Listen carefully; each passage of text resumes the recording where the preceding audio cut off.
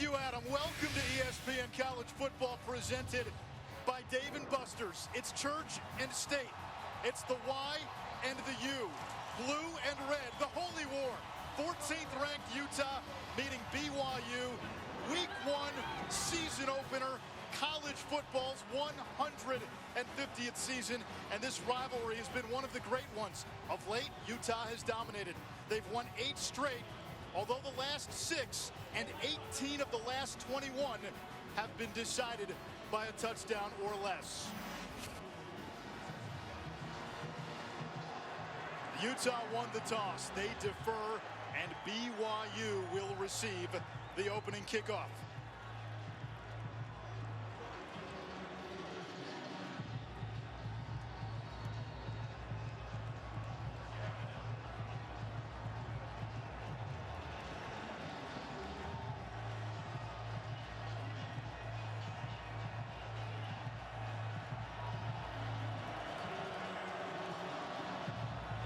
Andrew Stroud, grad transfer from UCLA to kick it off for Utah. And BYU will begin at its own 25-yard line. Good evening from Lavelle Edwards Stadium in Provo, and Ishroff alongside the former Longhorn Ahmad Brooks. Chris Budden is down on the field. There is a lot at stake and a lot to like about Utah in 2019. Frankly, they can dream big in Salt Lake City. You're absolutely right, and I think it starts with head coach Kyle Whittingham, who's established a culture that's built on toughness and talent. And boy, are they littered with NFL talent on the defensive side of the ball. The secondary is splendid. They've got guys that fly to the ball. And in addition to that, offensively, they've got some skilled players tonight that we'll see that are returning from injury. Could be the best collection of 3 skilled players in the Pac-12. Zach Wilson will throw on first down, and it's incomplete. Looking for his favorite target, the tight end, Matt Bushman. This Utah defense, one of the best in the country a season ago, especially against the run. They return 3 all-conference players on a vaunted defensive line. And Zach Wilson, the quarterback for BYU, sophomore, took over as the starter midway through last year. He'll hand it off to the grad transfer from South Carolina, Tyson Williams, who picks up 3, and it sets up a 3rd down and 7. Wilson grew up a Utah fan. Just outside of Salt Lake City, Utah was his dream school. Originally committed to Boise State, and then BYU swooped in. Utah already had a quarterback committed in his class, and he finds himself a Cougar, and his family's had to adjust.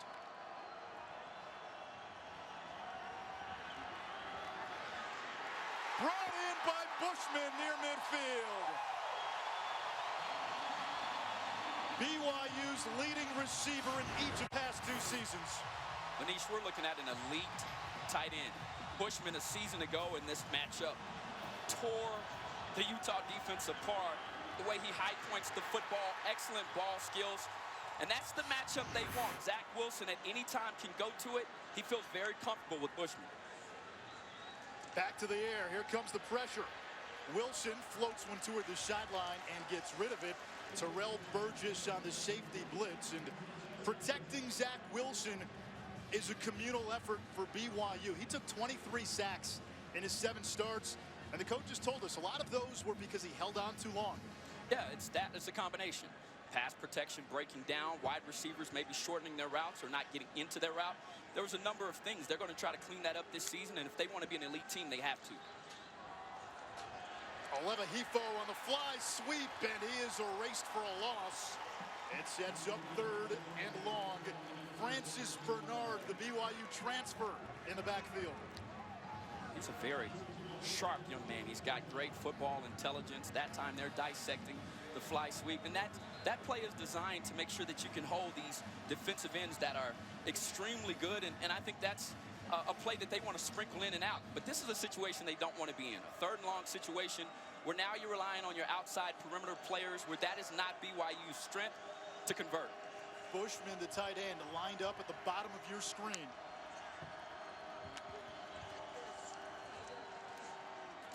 Over the middle. And that is complete to Gunnar Romney, shy of the first down. So 4th down from about the 40-yard line, and the offense will stay on the field. Empty set, Wilson to throw. Down the sideline, incomplete. Shumway out of bounds. It'll be Utah ball.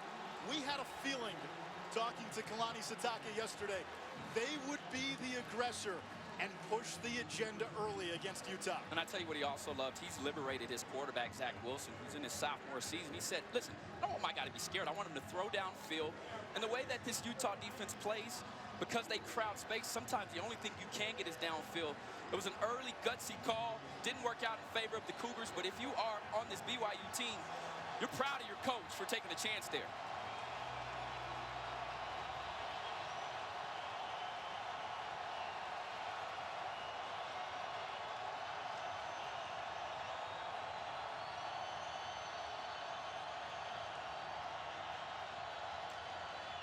On first down, the give to Zach Moss.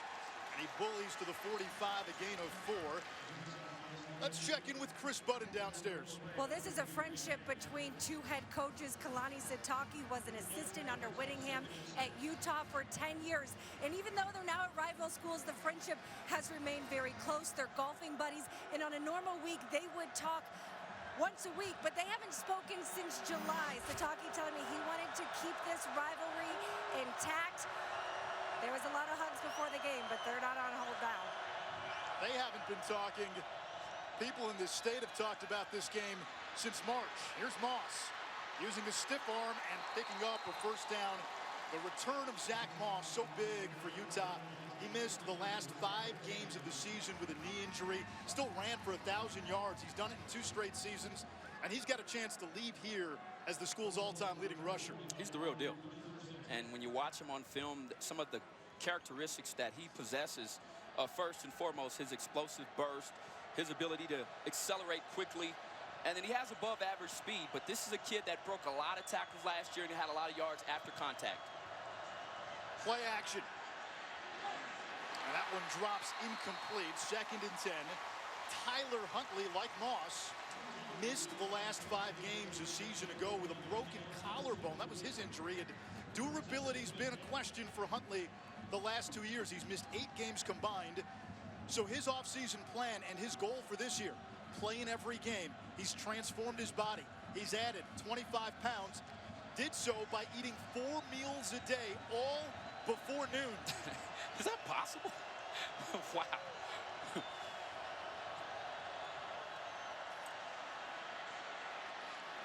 Checks down and completes.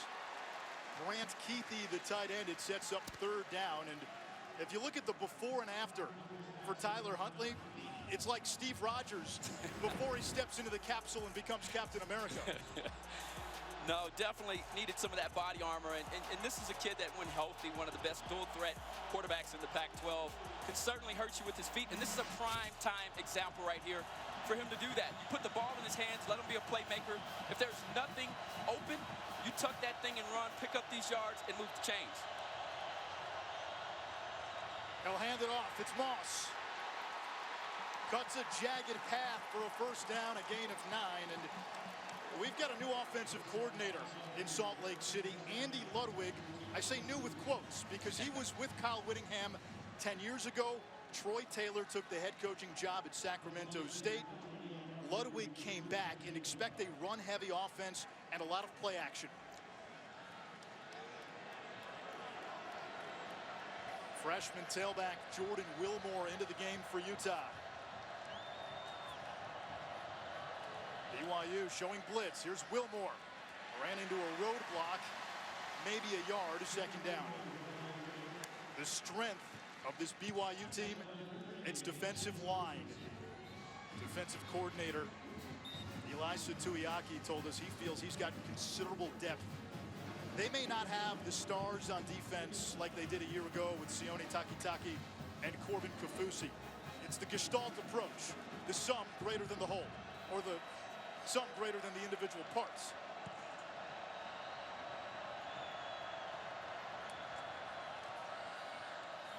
Moss fighting through some blockers and gets to the 25-yard line. It sets up 3rd down. That was well defended. And the one thing about Moss is you've got to wrap him up. You can't come in there and tackle in a wimpy fashion. You better bring everything you've got, your pads, and push him backwards, because if not, with his size and his determination at 222 pounds, he'll pick up yardage after you hit him.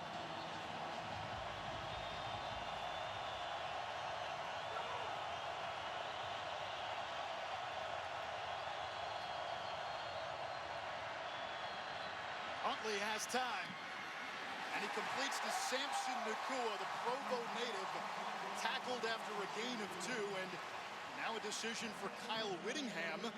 Last year, this was an easy decision, kick a field goal. You had Matt Gay, a former Groza Award winner. Now it'll be Andrew Stroud, just 2 career field goal attempts. Grad transfer from UCLA, not on scholarship. Kyle Whittingham wants to see some production before he makes that call, and he is a left-footed kicker, attempting one from 41. This would be a career high.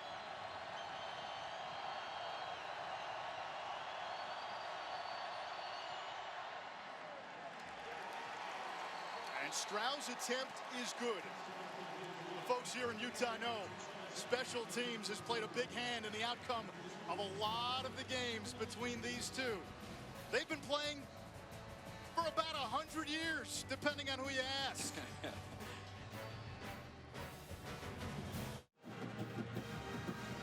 Anish Shroff, Ahmad Brooks, Chris Budden from Lavelle Edwards Stadium in Provo, the Holy War. Utah says this rivalry began in 1896. BYU says, no, we don't count those games. BYU was Brigham Young Academy at that point. And so according to BYU, the rivalry began in 1922. Discord sows drama, and the one thing that has been constant has been the amount of drama in this series history. It's not a good rivalry unless you fight over stuff like that. We can't even agree on when we started disagreeing. Dax Milne stumbles to the 20-yard line, and that's where Utah will begin. Zach Wilson, the quarterback for BYU, excuse me, that's where the Cougars will start. His dad played defensive tackle at Utah. Uncle's a big Utah donor. Zach grew up a diehard Utah fan. In fact, his family had season tickets next to Kyle Whittingham's wife. He was going to Utah camp since he was 7. That's how he got to know Kalani Sitake, a one-time Boise State commit. Ended up signing with BYU, and Kalani Sitake made some big changes to his offensive staff.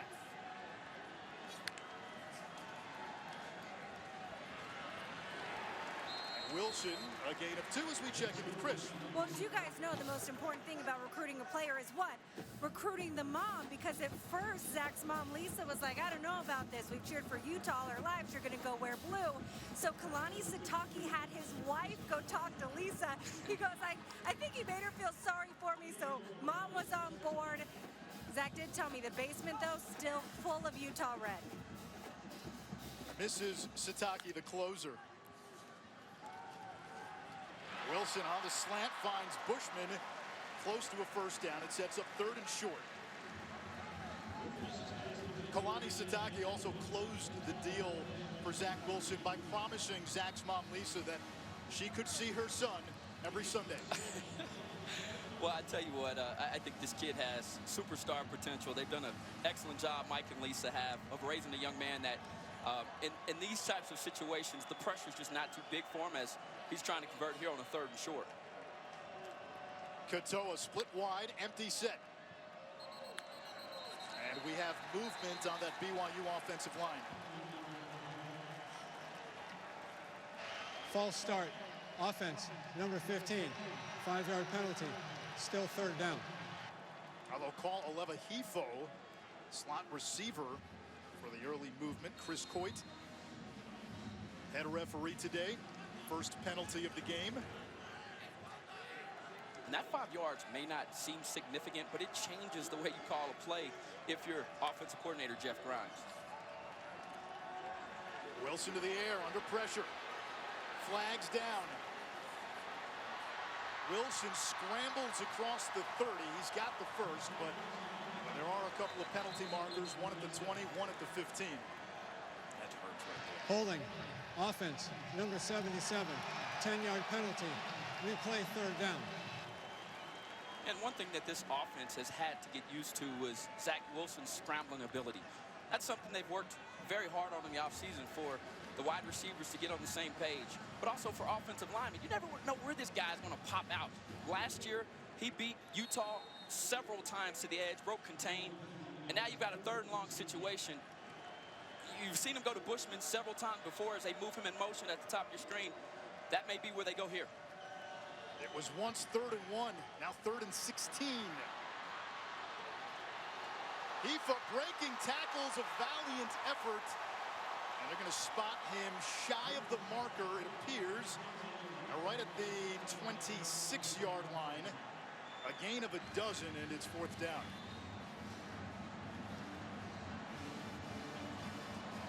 Punt team comes on. And if you're BYU, you're walking off the field thinking we shot ourselves in the foot. You know, you have an offsides penalty and you come back and you get holding. They've got to clean that up. This is not the type of team that you want to give opportunities to, especially against an already stingy defense that's licking its chops with the opportunity to get off the field quickly. You wonder how much of that first game jitters. Britton Covey lets this one bounce, scoops it on a hop. Covey, a two-time All-Pac-12 punt returner. Across midfield, Covey out of bounds in plus territory. Britton Covey grew up dreaming of playing in this stadium, and he gives Utah a jolt of momentum.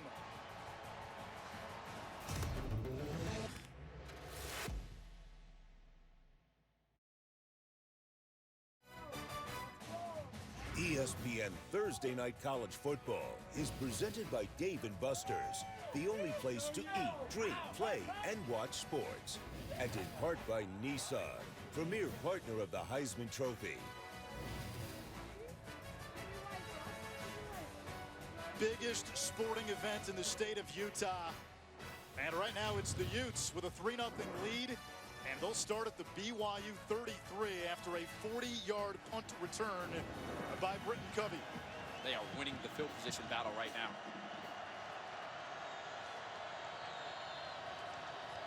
Out of a two tight end set, here's Moss, and he's tripped up behind the line of scrimmage. Zane Anderson, the senior captain, injured most of last year with the stop. That's an outstanding play there. And I think if you've watched film, 53% of Zach Moss's yards a season ago came on first down. I mean, this kid, they hand the ball off to him on the first down. If I'm BYU, I'm selling out each and every time, preventing this young man from getting ahead of steam. Moss also had 634 yards last year after contact. Yikes. Moss gets it on the zone read. Forces his way up the middle, tackled by Daw. And a 3rd and long coming up. And don't be surprised if this is another run. This could very well be 4-down territory. It could be 4 down, or you know, after you kick a field goal like that, you're right. Maybe you're just trying to get in a comfortable field goal range. But Tyler Huntley has not been a difference yet on the ground. These are the types of plays where he can buy time with his feet if the play breaks down. And if you're BYU, they like to heat up the pocket on 3rd down and put pressure on the quarterback.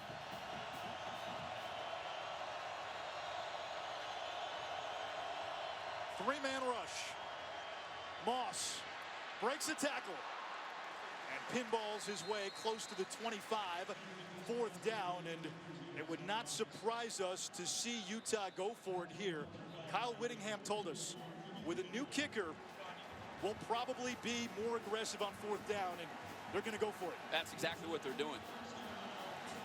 And in this type of situation, they feel comfortable. When you've got a back averaging a gazillion yards a carry, you feel comfortable. And now you've got these skilled players. As they come out in a bunch look, typically this is where they like to run out routes or hand it off to their All-American candidate, Zach Moss.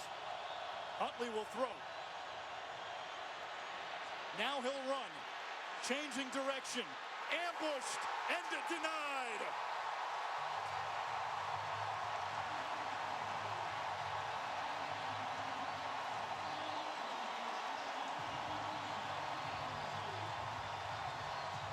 Get these fans out of their seats. Excellent response from this BYU defense.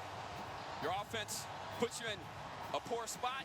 You come back here, your special teams, you get a big-time kick return, and now all of a sudden this defense is back against the wall, and they flat out just flew to the football. This is an aggressive defense, and talking to the staff yesterday, they said we don't really have a lot of standout players, but what we do have is we got a lot of hard-working guys, and they grind. So Utah unable to capitalize after excellent starting field position. And BYU gets it back. It's a reverse. Olevahifo got a block from his quarterback, Wilson, to spring him for a first down. I like that play call from Grimes. Mixing it up, misdirection. How do you beat teams with extreme speed? You get them going one direction. Watch this defense. Boom, going one direction, and now they've got to transition. And when you put your big boys on skates like that up front, it can work for you in your favor if they get no push, and that's exactly what happened. Excellent job by Zach Wilson getting out in front and trying to make something happen.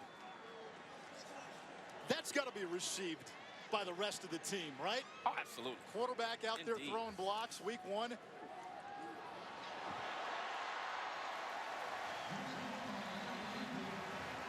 Jaron Hall came in on the direct snap. He's the backup quarterback. Hall also an outfielder on the BYU baseball team. I think that's two great play calls from Grimes. He's really forcing this defense to think. And if you can get this defense thinking and not reacting, that's when you have a chance to penetrate that line up front and score some points.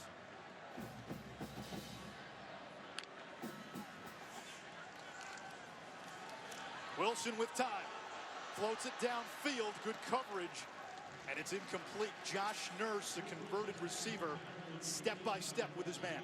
Well, I tell you what, you combine this splendid secondary with a dominant defensive line, and here's what you've got. You've got guys in the back end that have no problem going hand-to-hand, man-to-man with an opposite opposing wide receiver, and they're great in coverage. They're also very physical at the line of scrimmage, which prevents you from getting into your quick passing game, and so a lot of the opportunities today for the Cougars will be downfield. Question is at linebacker, where Utah lost 230 tackles from a year ago. Free play, and Wilson nearly intercepted. It appeared Utah jumped. The pass was legal. Number 13 was in the area.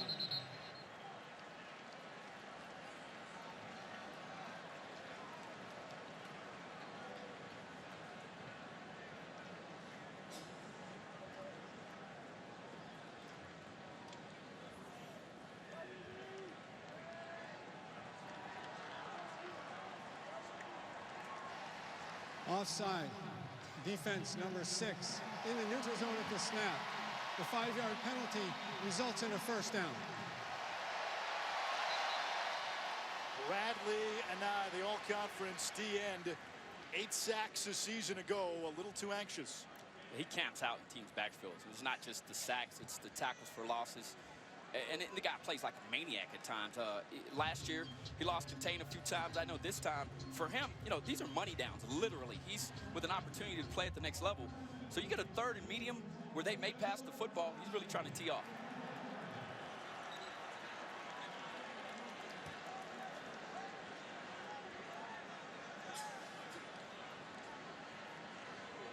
So it'll bring up a 3rd and short after the penalty. Lopini Katoa in the backfield with Wilson.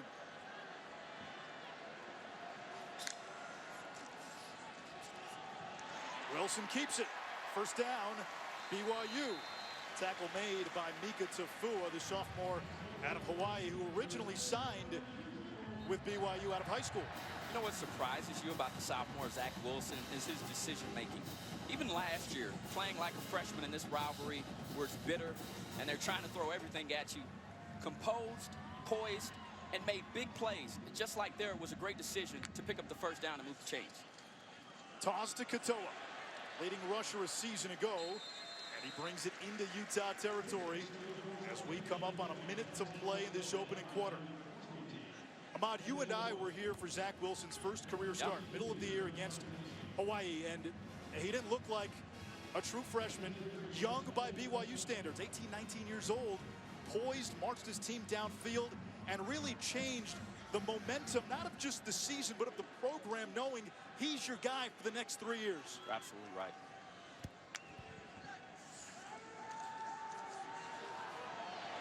This is Micah Simon. Another first down for BYU at the 39 of Utah. Once again, the maturity of Wilson, right? They rush 4 guys. That's what Utah likes to do, and then they drop 7. Where does he go to? His check down, right underneath. So when they create that space, Wilson has to identify that and then know where to go with the football. That's something he and offensive coordinator Jeff Grimes have worked hard on.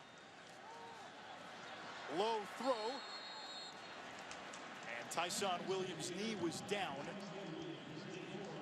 A gain of 4. Final seconds of quarter number 1. And BYU will head to the sideline. The Cougars are on the move. Utah's won 8 in a row against BYU. A close one early.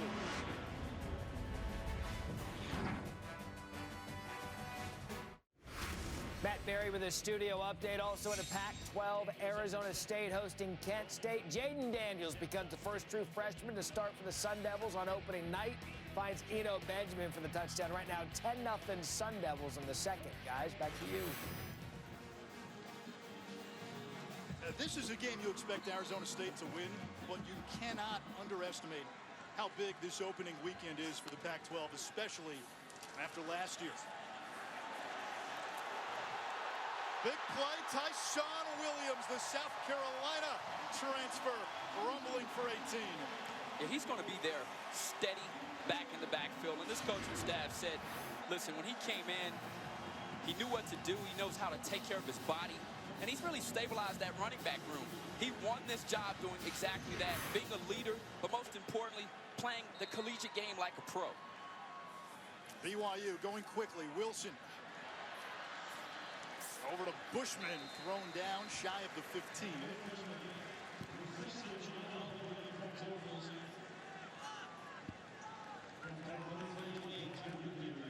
We talked to Wilson yesterday, confident kid. He's been watching tape of Utah since January. Dangerous throw! And it's incomplete, nearly picked off by Burgess. Yeah, that's one of those ones you just stay on the ground. If you're Burgess in a rival game, to be able to turn a ball over and get a takeaway in the red zone, you don't get a lot of those opportunities. Poor throw here from Wilson. And here's what happens when you have that much athletic ability. Sometimes you rely on it too much. He and Bushman were off. They weren't on the same page there. You could tell. Bushman turned his route up. Wilson was expecting him to set it down, and that almost was a costly turnover here in the red zone. On third down, to the air, caught by Talon Shumway, and it's incomplete. The ball popped out before he completed the catch, and now fourth down for BYU. Just a missed opportunity for the Cougars, and your offense, you want to capitalize when you get inside that red area. And if you're Utah's defense, this is why they're so good. You know, you look at it, if they make the field goal here, they've shaved 4 points off of the score. And in this day and age of college football, that is a win. Jake Oldroyd to kick it. Spent the last 2 years on a church mission to Chile. And his field goal attempt is good. A 32-yarder to tie this one at 3.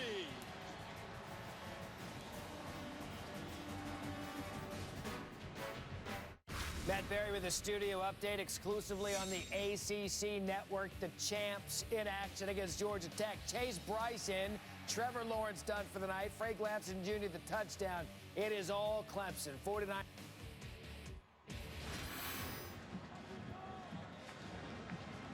How about those numbers by Travis Etienne? 205 yards on less than 15 carries. Meanwhile, the wind has picked up in just the last few minutes. 3-mile-per-hour wind gusts, if you want to call it that, at kickoff.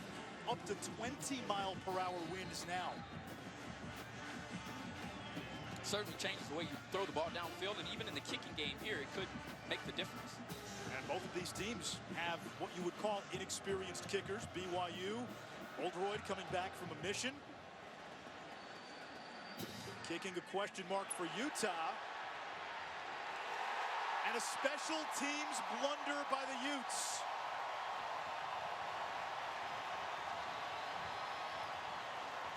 Here's the decision here if you're Nurse, right? That ball is so close to the sideline. And normally your special teams coordinator will come to you and he'll say, here's the distance where we want to let this ball roll out of bounds.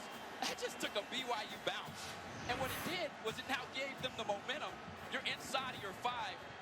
No question about it. BYU is about to attack the run. They're about to come downhill and make something happen. An unfortunate special teams play and bounce for the Utah Utes. Why not try to move up? Fair catch that ball. You get it at the 25. It's a good question in hindsight.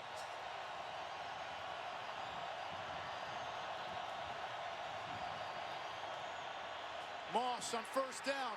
Breaks the tackle. And Zach Moss, we told you about the yards after contact. BYU looked to have him a couple of times, but could not finish the tackle, and Utah has breathing room. How in the world did he stay up? I mean, they're trying to run through that knee that he injured. I mean, this is excellent effort, but the balance. And I bumped into this young man and got a chance to see him up close and personal. He's every bit of 220 pounds, and he is thick, he's solid, and the girth that he has gives him the ability to run through those types of tackles. Play action. Huntley is going to run. And scuttles out of bounds after picking up the first down. We were talking earlier in a break. In Andy Ludwig's offense now, he feels he has enough depth at running back to take some of the running game pressure off the quarterback. But you'd still like to see Tyler Huntley be involved, like plays like that. You nailed it. The timing of it. And he's a veteran quarterback. You want him to stay healthy because you need him. Despite Shelley being a more than capable backup, the reality of it is Huntley is your guy at that position.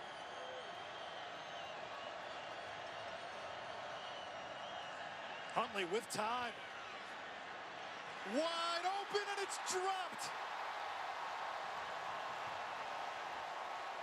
Grant Keithy, as alone as Johnny Harline was. Oh, man. And the BYU's game plan is to make Huntley beat them with his arm. And we were told that yesterday in meetings. And then when you look at it here, just a cross route coming from the backside, he occupied space. He found the right thing. You're trying to run the football before you catch it. And every wide receiver knows you got to catch the ball first.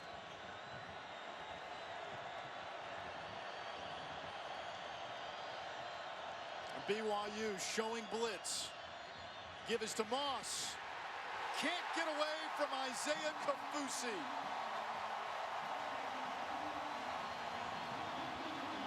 I'm not sure what the Kafusis are eating at their Thanksgiving meal, but man, they produce ballers. And I'm talking guys that are relentless pursuers of the football, and they will attack you. And this family has plenty of bite. I wouldn't want to play them in a pickup game of football on Thanksgiving Day. Isaiah and cousin Jackson, linebackers, or brother Jackson are linebackers. Cousin Devin is a D-end. Devin's brothers, Bronson and Corbin, very productive at BYU. Bronson's with the Jets. It doesn't end there either.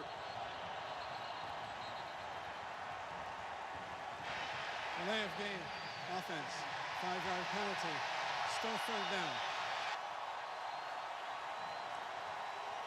Here's where a rivalry game is very interesting, because when you talk about momentum, the ebbs and the flow of the game, here's what happens. You try to protect and preserve that momentum when you get it. BYU has it after kicking that field goal. After a nice play inside of the 5, now you come back, you get a penalty. You have Kafusi tackling one of the best running backs in the country for a tackle for loss. They are rolling. If you are Utes, I'd run the football here, try to get what you can just so your punter is not in the end zone. And they listen to you. It'll be Huntley on the zone read. Kafusi with a big fist pump. He had a big hand in this defensive series for BYU. And Utah will have to punt. And speaking to Coach Kalani and listening to all his comments throughout camp, he was really impressed with the way that this group that's together. And you saw right now, I think you're about to see the identity of them. That's run to the football, pursue it with everything you've got, and when you get there, drag down ball carriers. 24-year-old true freshman Ben Lennon will punt it away. Spent 4 years in the Australian Rules League. And it's down at midfield, a 40-yard punt.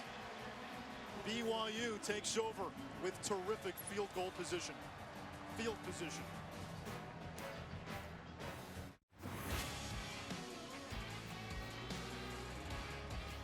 Now this season, Taco Bell celebrates student sections and passionate fans like the BYU Cougars by awarding the best student section of the year.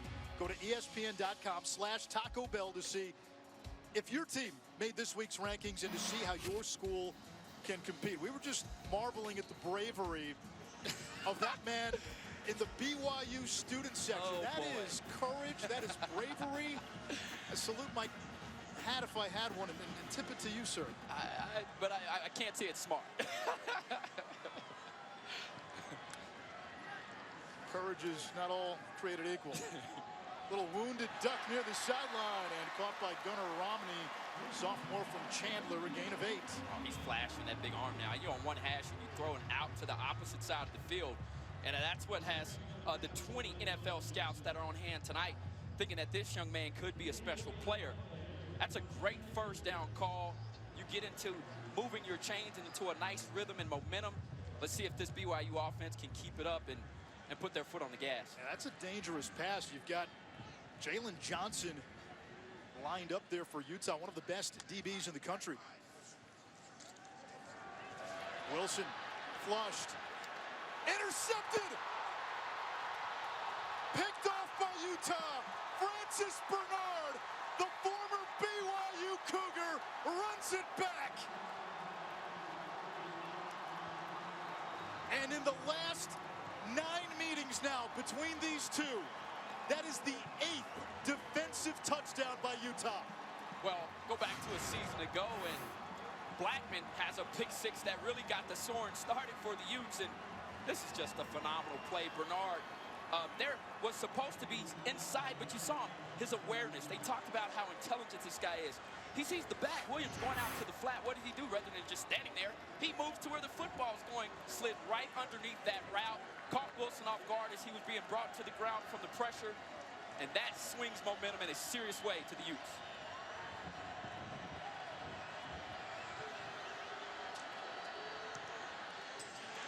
The point after is no good, and that snaps a streak of 182 consecutive made extra points for Utah. That was the 3rd longest streak in the country. But the defense answers the bell for Utah with momentum on BYU's side. Francis Bernard, a pick 6. Strauss, PAT, hits the upright. ESPN Thursday Night College Football, brought to you by Chex Mix. Score the winning mix. Statues wrapped in saran wrap. That tells you it's rivalry week. I love it. I love it. Oh, boy. Got to protect the merch they have here in Provo. A pick 6 by Francis Bernard, a former BYU Cougar. Missed spring ball. Only started 2 games last year, but he's their most experienced linebacker with an interception return for a touchdown has given Utah the lead as we check in with Matt Barrett. Gentlemen, row the boat has an issue at home against South Dakota State. Jabor Gibbs to Zach Hines, 13-yard touchdown. And how about this? South Dakota State up 21-20 on Minnesota in the 3rd. Jack Rabbit Slim.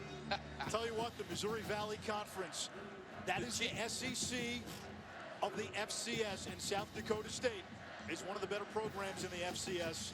Always in the mix to make a deep playoff run. Right. There's always one FCS team a year that surprises one of the big boys in college football.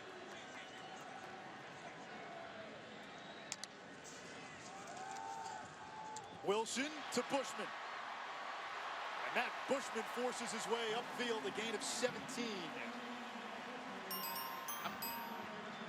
College football back on ABC Saturday. Heisman hopeful Justin Herbert behind the nation's best offensive line, will take on the stout D-line led by Derek Brown for Auburn. Gus Malzahn back to calling plays for the Tigers with that seat getting warmer.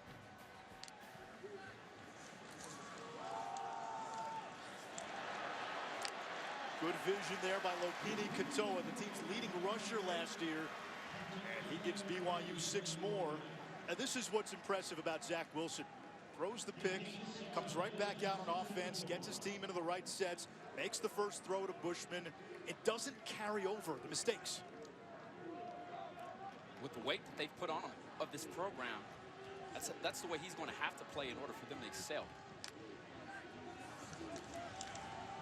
Keep it on the ground again. Guys, that confidence is one of the things that his teammates love about him. They said last year, you know, what would an 18-year-old be like around a bunch of 24-year-olds? But the fact that he's vocal, this year the difference is he's learned how to talk to his teammates. I've been watching him on the sidelines. He's very vocal, not in a yelling kind of way, but really trying to focus the guys, saying, hey, we're shooting ourselves in the foot. The issues that we have are our issues. We should be winning. Chris, as an early enrollee, he took 2 BYU cheerleaders to prom. He doesn't lack in confidence. It's a great story. As Micah Simon. And Simon says first down BYU. Nice job running after the catch, but it started with the excellent decision there from Wilson as they had a high and low route on the backside. He made the right decision. The ball was out on time, and BYU gets a fresh set of downs.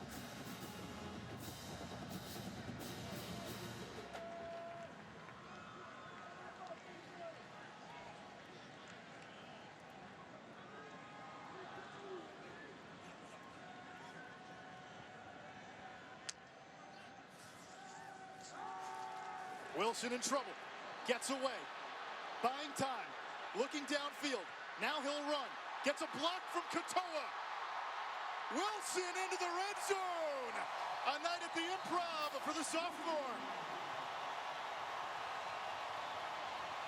Now that is what you call a guy that is on his verge of becoming a program changer. Listen, last year they had him bottled up. Once again, they bring the blitz. They brought the pressure. He breaks pocket to his right, which he likes to do.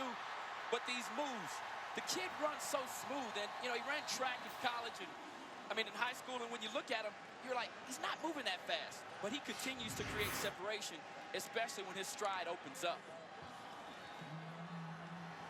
Wilson looking for 6. Incomplete. He wanted Dax Milne. That's outstanding coverage there by Johnson. You get an opportunity to see one of the premier shutdown corners in the Pac-12 conference. Very aggressive at the line of scrimmage. And as a gym rat, if you will, the guy's always in film, really trying to do his best to mix up his looks on that side of the ball. That was outstanding coverage. And I thought last year, BYU was handsy on the outside, and the coaches commented on that. They felt like there was some pushing. And they told their guys, hey, we need to be aggressive as well. Tyson Williams breaking a tackle, stays in bounds, and falls backward. And they'll say he stepped out of bounds at the 8-yard line. It sets up 3rd and short. Now the question for BYU, we know Zach Wilson is a star in the making. Where are the stars in the skill positions? We know how good the tight end Matt Bushman is, but what about the running backs? What about the receivers? Who can emerge and become more than just a guy for BYU? It's wide open. And I think as you see Wilson now going out to the outside edge. Jaron Hall in at quarterback. Hall lost the snap, recovers. Now he's in trouble. And Leki Fotu brings him down back at the 21-yard line, a loss of 12. Oh, man. You know, they went to it early, the Wildcat, and it worked for him. This time here, you know, it's not a great snap, but he's not used to taking a snap. It's off to his left. You still got to be able to track that down. And sometimes, as a quarterback, you take your eyes off of that ball to try to read, to go to your read first. That time too soon. A huge mistake there for the Cougars. So now a field goal try from Oldroyd. 37-yarder. This one is up and good. Couple of times now, BYU missed opportunities. Had a 3rd and 1 earlier, then 2 penalties. 3rd and short, ends up with a field goal instead.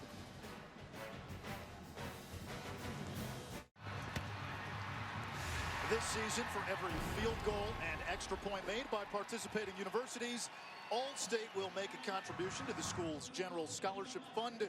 Thank you, All-State. BYU has almost 3 times as many yards than Utah, but trail 9-6.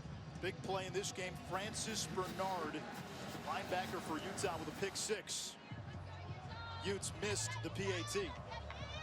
And some missed opportunities for BYU. A couple of 3rd and shorts where one, a bad snap, resulted in a field goal attempt. That was good. And then earlier they had a 3rd and 1, and then back-to-back penalties that really hampered that drive.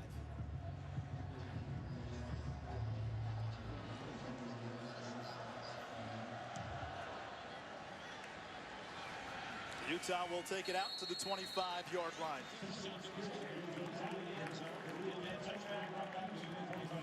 Well, guys, I am joined with Zach Wilson's parents, Lisa and Mike. And while we have Mike here, former player, what do you think of the way your son responded after the interception?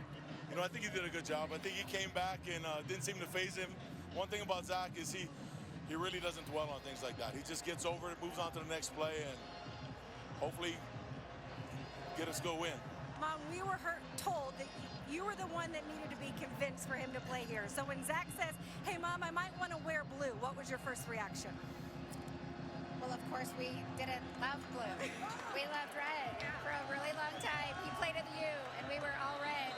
So we kind of said, it's your choice, and it's your life, and you do what you want to do, and then we'll do what we have to, and we went blue. So Kalani says he got his wife involved. What did his wife tell you to convince him that this was a good place to play?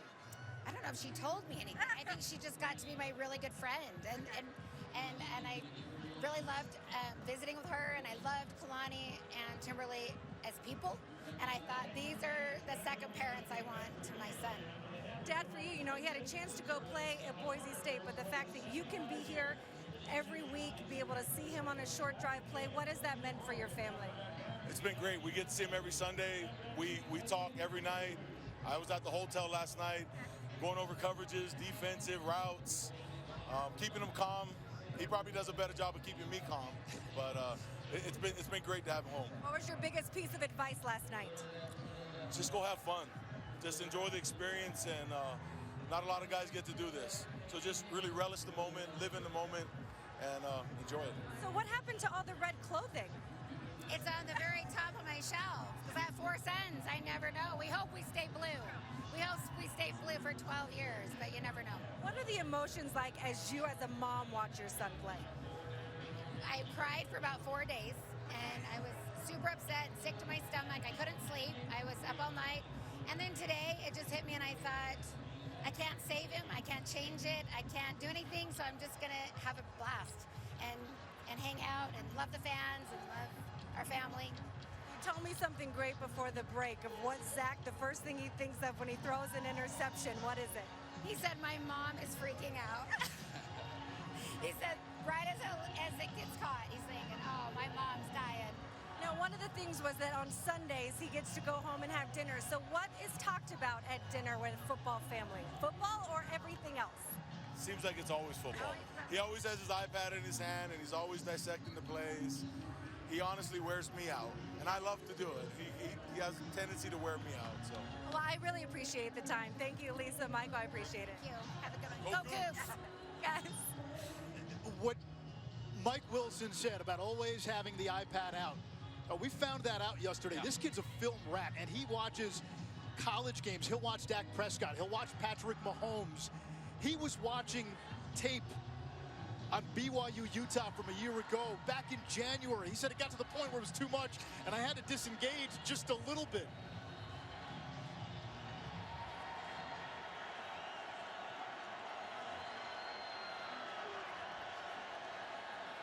On the fly sweep, it's the speedy Jalen Dixon.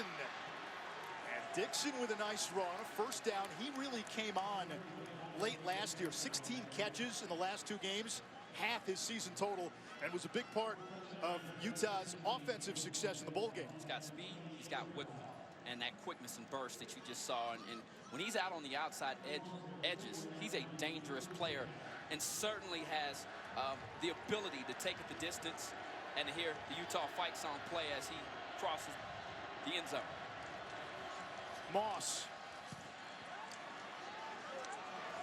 First guy who hits him can never seem to take him down, and that ends up as a 9-yard gain. But here's what makes him so special. The vision there, the patience, the ability to wait for the hole to open up, and then to accelerate through it. Moss is a special back. Play action on 2nd and 1. Huntley, downfield, nearly intercepted by Zane Anderson. It just went right through his hands. Jeez. That's one of those plays where you can get it back, and now it was great underneath coverage. He falls right underneath it and took the appropriate angle. And if you're Huntley, that's a dangerous throw. You got to run the football here. Hand it off to Moss.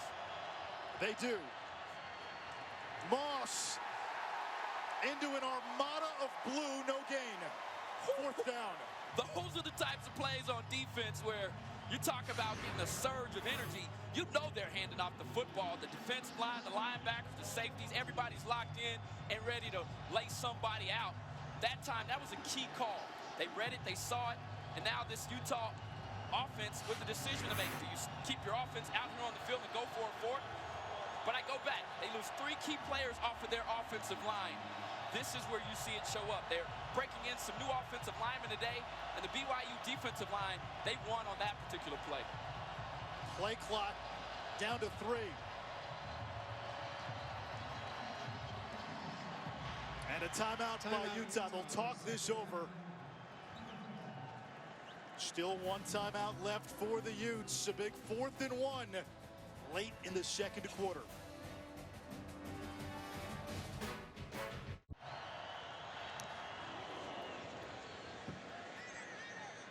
Utah chose to punt it away on 4th down. A good kick, pinning a BYU inside the 10-yard line.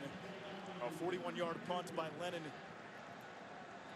BYU's defensive coordinator, Elisa Tuiaki, told us if Utah is going to beat BYU offensively, Utah has to do it through the air. And you said it before we went to break. BYU's teeing off against the run.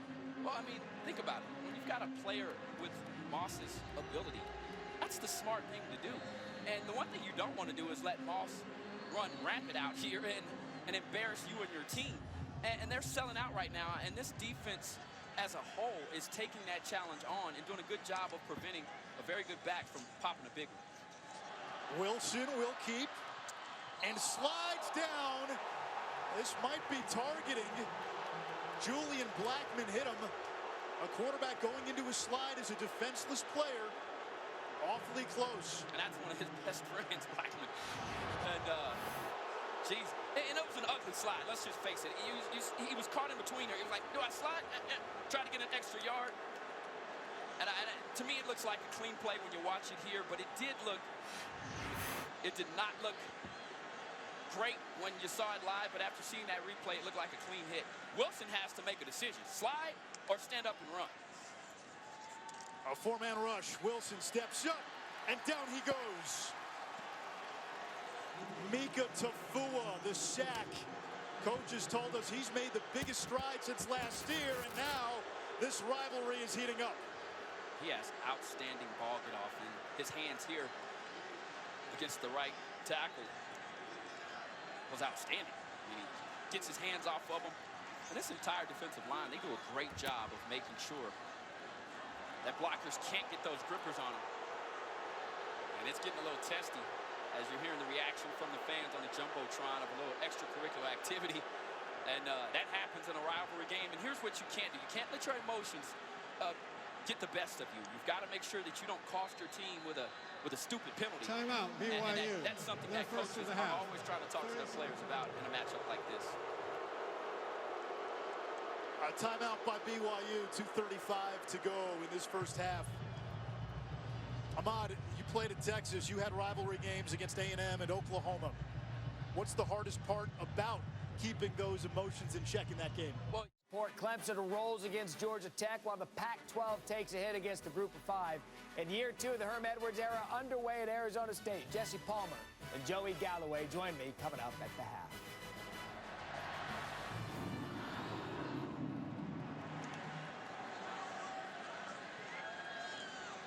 All right, Matt. Lopini Katoa driven back for a loss of a couple. Francis Bernard getting in the backfield along with Tafua. Approaching 2-minute offense. Keep in mind, Zach Wilson told us in our conversations that this is the time he really likes to use his feet when you're dropping numbers back. And quarterbacks are judged on their ability to move their team down the field in these types of situations. He's already come through with a clutch throw on 3rd down. Now can he punch one in and give the Cougars the lead headed into halftime? Milne in motion. Out of the pistol. Wilson as Bushman driven out of bounds, but it sets up a 3rd and manageable. About a part of the chess match in this game. So much familiarity with the coaching staff. And there's an injured player. It's Josh Nurse. Andy Ludwig, who's back at Utah as the OC after 10 years. He's familiar with Kalani Sitake, and of course Sitake and Kyle Whittingham were on the same staff at Utah, and Tuiaki, the BYU defensive coordinator, was an assistant at Utah. So we were talking to the coaches, and they said you can go a little haywire, outthinking yourself, knowing that the other guy knows so much about you.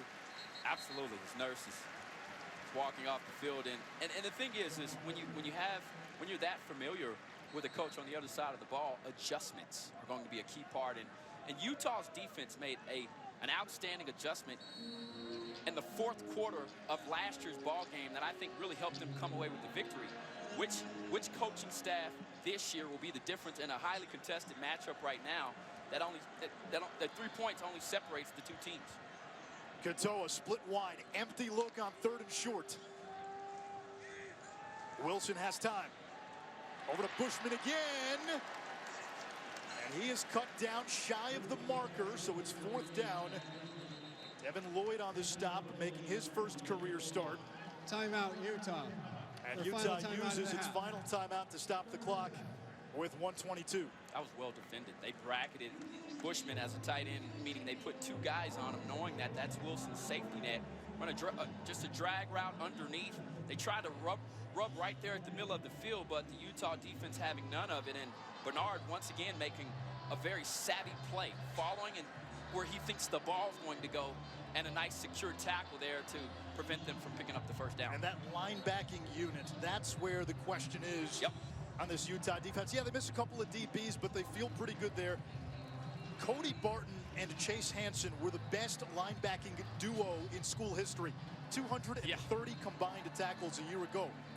Bernard, a 1st-year starter, started 2 games last year. Devin Lloyd making his first start tonight, and they thought they would have the services of Manny Bowen, a grad transfer from Penn State, but in fall camp, he decided to give up football for a business opportunity.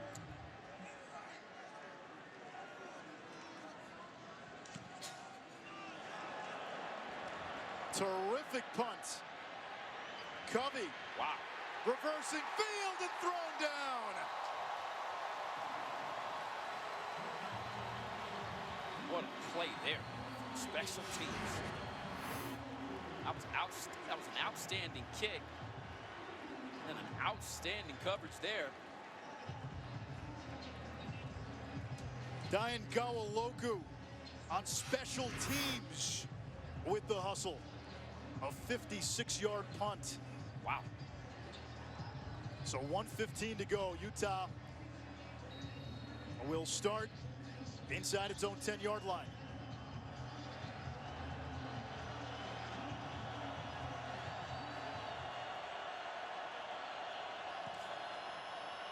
Moss up the middle, has an opening, sheds a defender, and then bumped from behind by Kafusi. A flag down at the end of the play at the 40.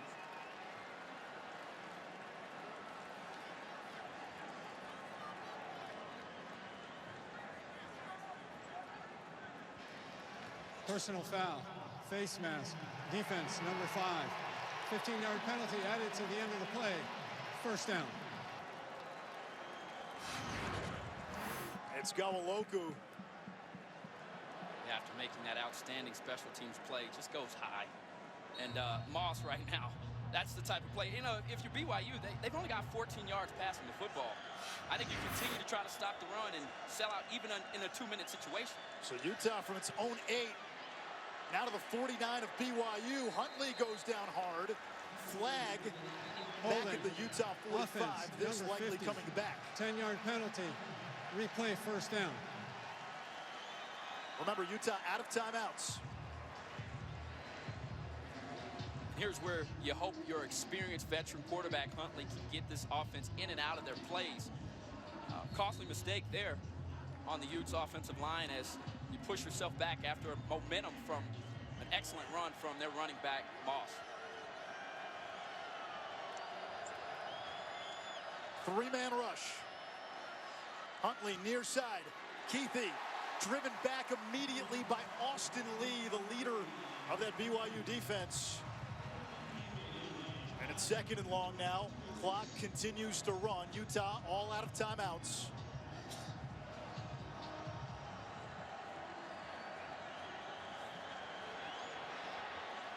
Near sideline, and Huntley finds Damari Simpkins, his high school teammate, part of the Hallandale trio. Simpkins, Huntley, and running back Zach Moss all went to the same high school, only played together for a year, and that was in South Florida. Yeah, Simpkins has matured.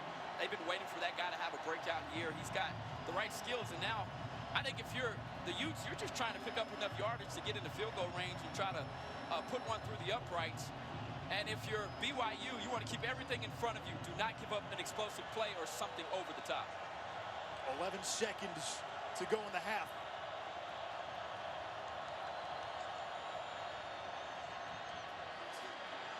Huntley over the middle. He's got Covey. He's tackled. And Utah's not going to get another playoff. And we will go to halftime with Utah holding a 3-point lead. BYU, more yards, move the ball offensively with more ease, but as has been the case so many times of late in this rivalry, turnovers and a pick 6, an interception return for a touchdown by Francis Bernard, the difference so far. Who's going to be the difference maker? Who's going to be the guy in the locker room that comes back out wearing the S on the chest? That's what they need. Utah 30 minutes away from making it 9 straight over BYU. Time for halftime. Matt Barry in the studio.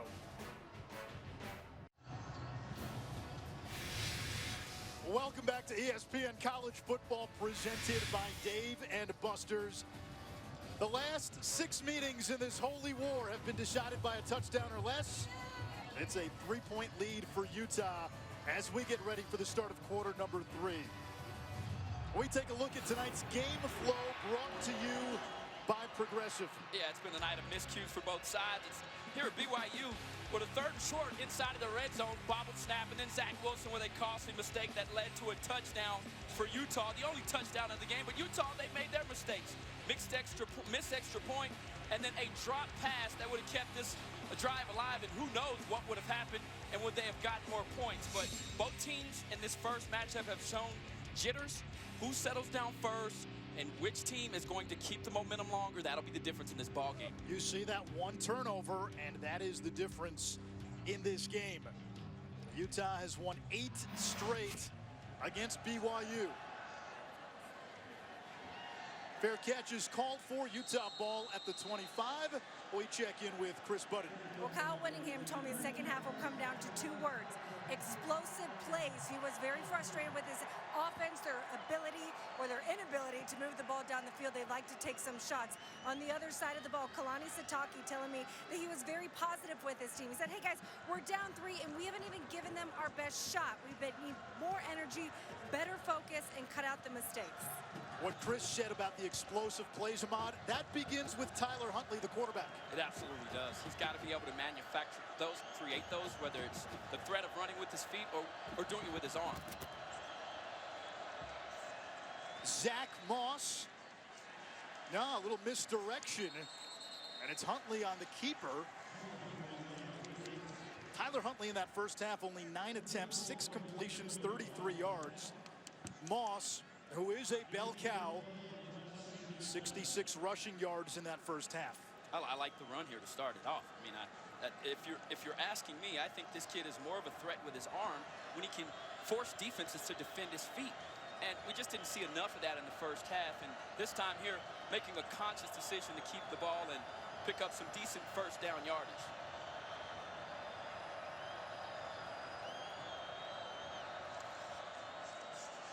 Now Moss got a good block. Moss powering across the 40. The strength of 20 men on that kid. Well, and you said it, but here's what's new in this Andy Ludwig offense. You saw Huntley there go under center. I can tell you right now, 90% of the time when that guy's under center, number 2 is going to get the football, Zach Moss, and that was power football. I mean, they just lined blockers up and allowed their running back, their star tailback, to create some yardage there and to move the chains. On the zone read, Moss. Again, muscling ahead to the 44 of BYU. To go back to what you said, under center, it's going to Zach Moss. That kind of predictability, doesn't that play into the hands of BYU's defense? Well, it does. And if you're the Utes, you've got to balance that out with play action pass. But when you're getting 10 yards a clip like they are under center right now, why steer away from it? And Zach Moss is the type of back that you do not want to get him to catch fire, because the next thing you'll know, he'll rack up 200 yards on you, 4 touchdowns, as he comes to the sideline for a breather after 2 consecutive runs. Jordan Wilmore, the freshman, in at running back. He gets the call. And Wilmore, who earned rave reviews in camp, picks up 3. Kyle Whittingham, every time he was asked about who stood out in practice, sometimes before the question was even thrown upon him, Jordan Wilmore. Jordan Wilmore, yeah. They like this kid in his future. Simpkins. And a flag at the end of the play. That's going to be holding out there on the outside edge. Ryan Thompson. Holding. Offense. Number 19. 10-yard penalty from the spot of the foul. Replay second down. And they are desperately trying to get Simpkins involved in this offense. As they, he's the kind of guy that can really change the complexity of a game and the rhythm of it with his speed and his burst. That time on the outside edge, Thompson just trying to work hard against the BYU defensive back and just grab too much jersey. Now, if you can get inside, you're able to hold, and that's what every wide receiver coach, every coach that teaches blocking, teaches you there. That was a clear call to make for the officials. Utah deploying some of that running back depth. Devontae Henry Cole now into the game. A little more speed out of him. Also a good receiver out of the backfield. Huntley will tuck and run. And he goes out of bounds after a gain of 4. Third down for Utah. They want max protect, meaning they keep in numbers so that Huntley has time. And there was only 2 deep field routes down, and BYU's defense did an excellent job of covering them up. So Huntley making a wise decision to tuck it and run. And now you've got a third and long situation, and Moss comes back into the game. And I think where Moss's game can really grow is if he can be utilized in the passing game, because teams are going to key on him. Can he be a guy that can run a swing route, be a mismatch on a linebacker, and still be able to get touches? Utah 1 of 6 on third down. Huntley under pressure. And that is brought in by Solomon Enos, the son of former Penn State All-American Curtis Enos. Dad, the 5th overall pick in that great '98 draft. What a clutch play. The concentration, the focus, the strong hands. He never even brings this ball into his chest. Manages to keep his feet in bounds, maintain control while going down to the ground. Outstanding play for the Utes as they get closer to their red zone. Also, Enos a big target, almost 6'4". Huntley flushed. Good block there by Covey to give Huntley a few extra yards, a gain of 7. When you go back to it, the first play, they commit to the run. He takes the football. Then on a 2nd and long situation, he chips away at the sticks, allows them to get into that 3rd down conversion. And now, with them dropping him back, we talked to BYU. They're going to make him beat him with his arm. The problem with that is you open up running lanes for a guy like Huntley, and we know he can be a special runner when the ball's in his hands. 9th play of the drive.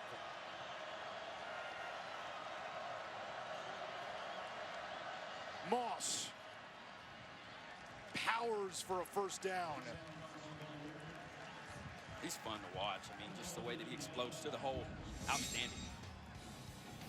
New this year, our PlayStation Player Impact rating. Zach Moss, a 96. And that is the best of any running back returning this season. Basically, it means when he's on the field, that's how good his team's performance is. That's what the rating calculates. What the team's performance is like when that player's on the field compared to when he's off. Huntley sprinting to the outside. And another 1st down for Utah, but hang on. We do have a flag at the very end of the play, and now more laundry.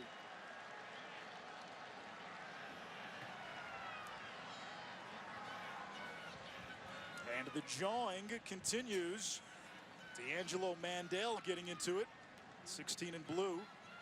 The Utes offensive line didn't like the shot that their quarterback took there at the end of the play.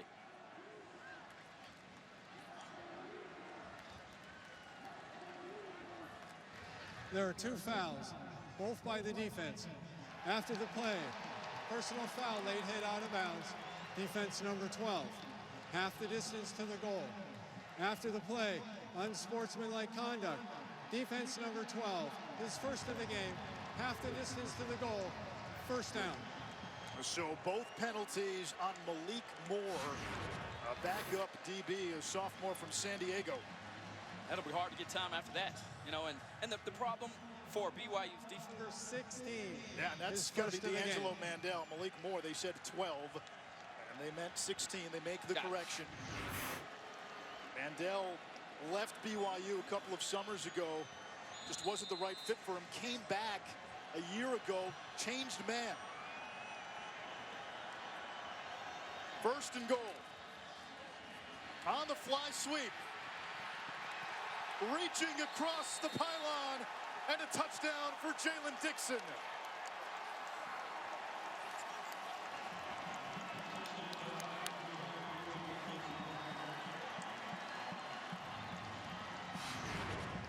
This cat is fast, okay?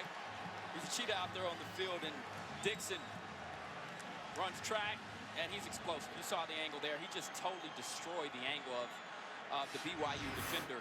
No chance when you see this kid's numbers or when he has space. Andrew Stroud now for the point after, and he missed a PAT in this game earlier.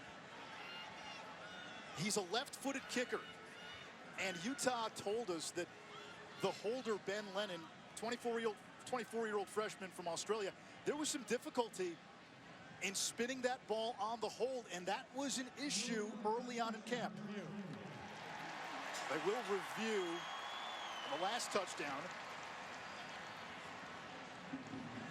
How does Dixon get that ball inside the pylon before he goes out of bounds? It was very close.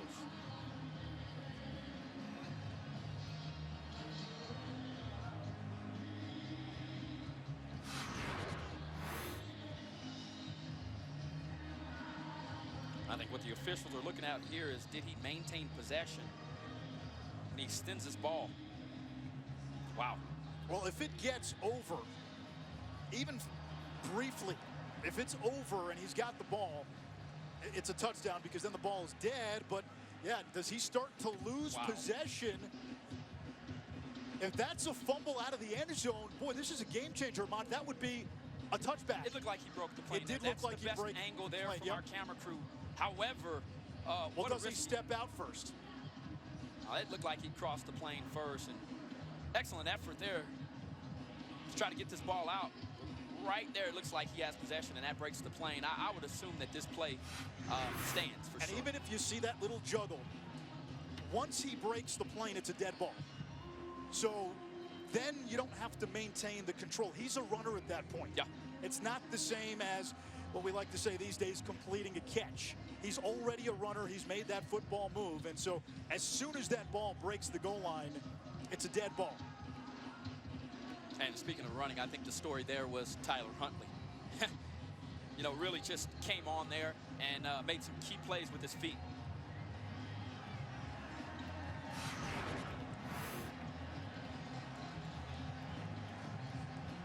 At first glance, it looked like he got in. After review, the stands. the ruling on the field of a touchdown is confirmed.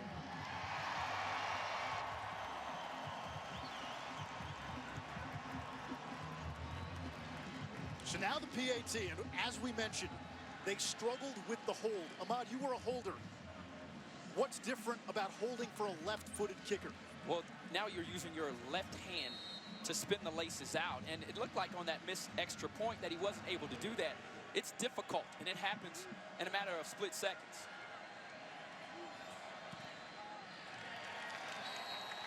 And this kick is good. An 11-play, 75-yard drive. Utah marches down the field. They lead it 16-6. Jalen Dixon punching it in.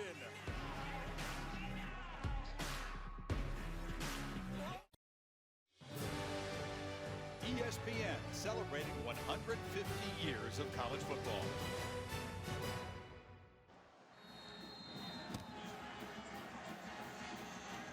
Big season, a seminal season in the history of college football. Utah leading BYU 16-6. We said it at the top of the broadcast for Utah. Most anticipated season in school history. If they take care of business, they could end up in the college football playoff. For BYU, Chris Budden, there is certainly a rich history, and Kalani Sitake wanted to remind his younger players of that during fall camp. Yeah, and the name at the house that they're in, Lavelle Edwards Stadium, it's someone who meant a lot to Sitake. So as they wrapped up fall camp, they had Lavelle Edwards' wife, Patty, come talk to the team. Sitake realized that most of the players on this team weren't even born during the Edwards era, so he wanted Patty to talk about her late husband, what he meant to the game, what he means to BYU. Sitake said, listen, we haven't done a very good job of protecting his house. I wanted them to understand who he was, what he means to this school, and what it means when we play in his stadium. Before Lavelle Edwards took over as BYU's head coach, this was a lopsided rivalry. Utah dominated. That changed under Lavelle Edwards, and also his influence on all of college football, bringing the pass-happy offenses, leading BYU to that national championship in 1984. And, you know, you can't talk about Lavelle Edwards and BYU without the great quarterbacks of that time. Robbie Bosco, Ty Detmer, Steve Young, Jim McMahon. As Peely, the injured player, able to get up and to run off on his own power. Freshman, Keenan Peely, his brother Trajan, a starter on that defensive end spot. There is Kalani Sitake. Big season for him, some pressure. Incredibly tough opening 4 games, starting with number 14, Utah. Talon Shumway makes the catch, and right there, Jalen Johnson. Ahmad is a former DB. When you turn on the tape, what's there to like about Jalen Johnson? Aggression, and he's got the competitive streak and mindset that's necessary to be out on an island and not care in front of thousands of people that if you make a mistake, you cost your team points. And Johnson embraces that challenge. He's got a lot of swag on the outside edge, and that guy is destined for the NFL. One of the top DBs in all of college football. Tyson Williams thrown to the ground by Devin Lloyd, but not before a pickup of 10 and a BYU first down. He just went right up the middle, where that's the strength of this Utah defense. If they can get more runs like that and really wear down this Utah defensive line, it'll give them an opportunity to get something going and finally put one in the end zone. They've been in the red zone twice and come away with 2 field goals. The difference, Utah gets in once, they punch it in for a touchdown. Williams again, looking for the edge, and Fotu meets him in the backfield. Tyson Williams, a former top 150 recruit out of high school. Went to North Carolina first, then South Carolina, and coming to Provo as a graduate transfer. BYU suffered a lot of injuries at running back last year, so they brought in Williams and Emmanuel Asupa, a grad transfer from Rice. We have yet to see him tonight. 4-wide look. Wilson taken down from behind. John Penasini. And we're starting to see the ferocity on that D-line, which some have called the best in college football. I'll tell you what's amazing.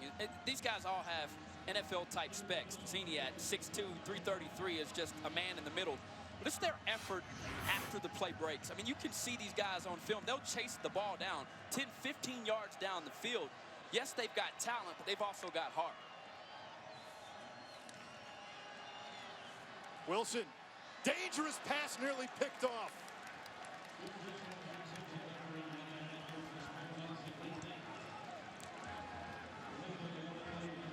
Burgess almost had that one, and the wind is starting to pick up again.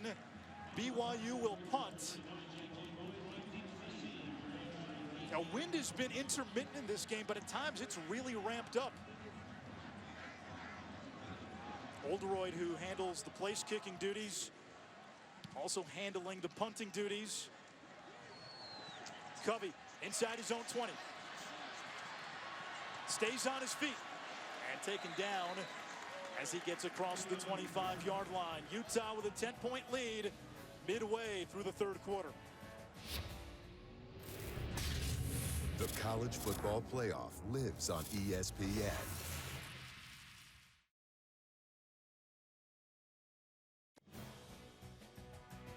ESPN Thursday Night College Football, brought to you by Chex Mix. Score the winning mix. Now, this was last night. Thank you to the folks at Heber Hatchets. We went axe throwing. Yes, none of us had done this before. I thought Chris, you came out of the gate strong, and then I don't know what happened after that. I lost my touch, but I just want to say there was only one of us that actually stuck the axe on the first couple tries. You're right. You're right. Simpkins on that far side. Ahmad unearthed his inner cowboy after a little while. You got in a pretty good groove. Yeah, I mean, I won the only game we played, and that was a lot of fun, and I appreciate the hospitality. And then Cosmo out there the entire time was challenging us all. And, you know, he was cheating, and his foot was across the line, and I had to let him know about it. I sure did. Cosmo, if you're listening, I'm coming for you, buddy. He's listening. He's not responding, though. The most surprising part was nobody got hurt, and we didn't hurt anybody. Moss tornadoes his way to the 40, another first down, and Zach Moss over 100 yards rushing today. Remember, he missed the last 5 games a season ago with a knee injury. Tweeted that he had unfinished business and had a chance to go to the NFL, probably would have been drafted, but wanted to come back, wanted to be the first person in his family to graduate from college. He'll do that in December. First Ute with 100+ on the ground since 2011 in this rivalry. Moss has the edge, stiff arm. Another nice pickup on first down. Big one Saturday, Oregon and Auburn, best matchup of week 1 at Jerry World. Justin Herbert, a Heisman candidate. Gus Malzahn on the hot seat, but he'll be calling his own plays. And Ahmad, for the Pac-12, boy, week 1 after last season, they were written off. It was a disaster. Washington losing to Auburn, UCLA going down, Oregon State getting smashed by Ohio State. They need a good showing in week 1 this year to stay in the playoff conversation. I'd agree. And they're feeding Moss now. Look at the power of Zach Moss. Reverses field and tripped up behind the line. Good recovery there by BYU. A flag is down, though. Did you see that stiff arm? Oh, my. Chaz Ayu. Personal foul, face mask, offense, 15-yard penalty. Replay second down.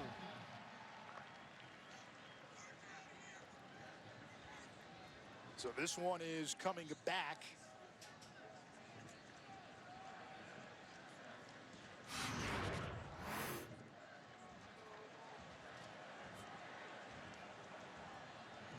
It was a face mask on Utah.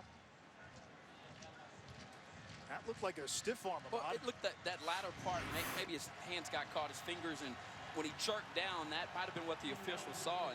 You don't see that called on an offensive player very often. You're smiling as a former DB. Well, you know I have been on Rogers Redding, that who comes in and speaks to us every year. I don't understand how a defensive player can't take his hands to the face or head of an offensive player, but you better believe the stiff arm's still in the game. Wilmore on second down. And the freshman swarmed by a tidal wave of blue. Another penalty marker down.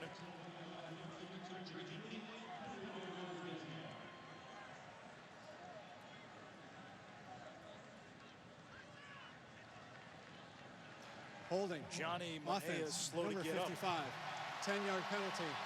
Replay second down. This pushes Utah further back. It's a holding call. And it's about to be second and Neptune. If there is an area of weakness on this team, it's the offensive line. And it's not because these guys aren't good players. They believe they've only got maybe 6 guys, quality offensive linemen. And this is something throughout the course of the year. They're going to need more guys to emerge if this offense is going to be as explosive as it can be. They feel they're solid at tackle. Room for growth, though, at guard. A 3-man rush. Moss on the screen.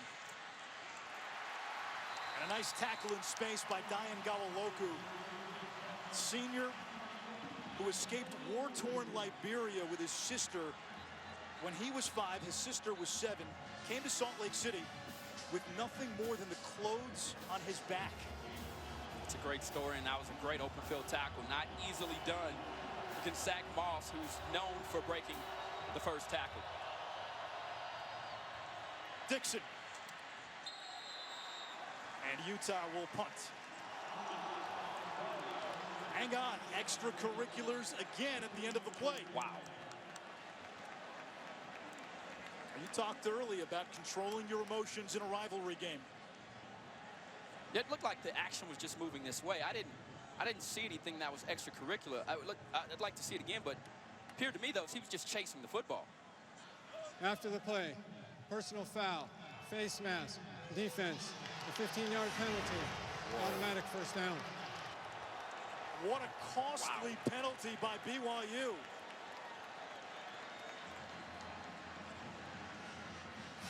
And that looked incidental. It didn't look like that was a malicious play. And here's the thing, though. That's why you don't get your hands high on a tackle.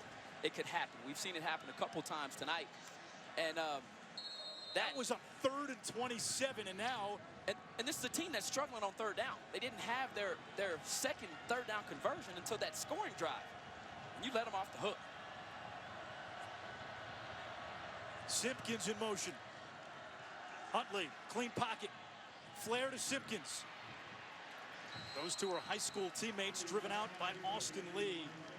We mentioned that South Florida connection. Simpkins, Huntley, Zach Moss, Dennis Erickson, who was an assistant at Utah, had a big hand in opening up South Florida for this program. And Kyle Whittingham told us yesterday, this is now season 9 in the Pac-12. Doesn't feel like it's been that long, but the Pac-12 banner has opened up some doors recruiting-wise for this program. And I think Kyle Whittingham, the way he connects with his players, the type of culture he creates, and this is a program that NFL scouts respect.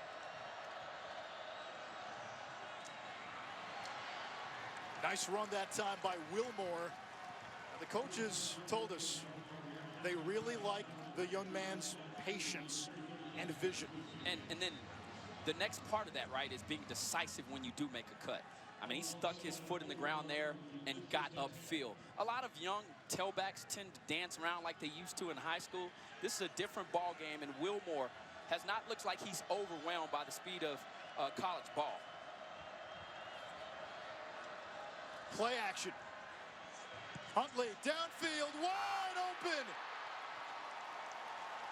And the catch made by Keithy. This time, all alone, he hangs on.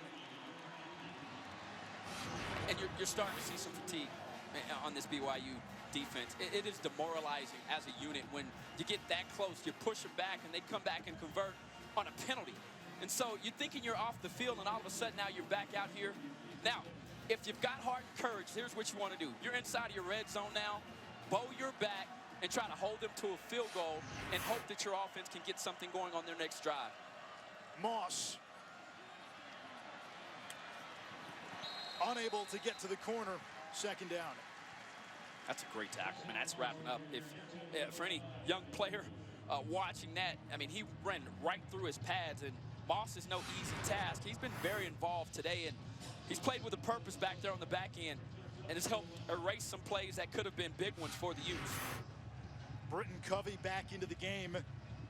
Covey, a big weapon in the receiving game, broke his wrist early last year, tore his ACL in the Pac-12 championship a season ago, and not quite up to 100% coming into today. Huntley on the move. There's a flag down. Huntley dives forward.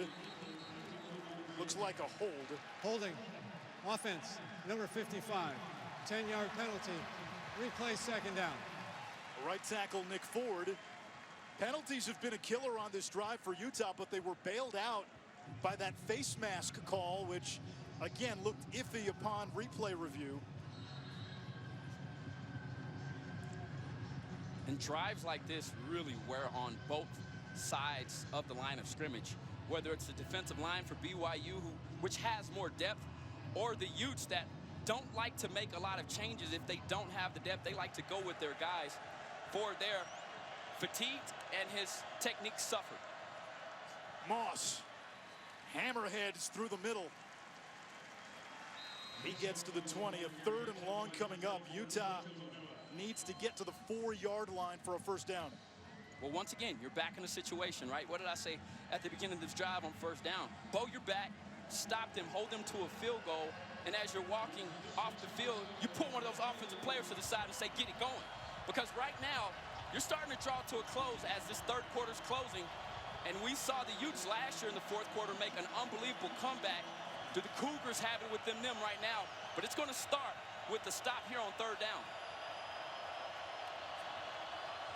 Utah calls a play before the quarter ends. Simpkins fights his way inside the 10, down to the 8-yard line, and it'll be fourth down when the fourth quarter begins.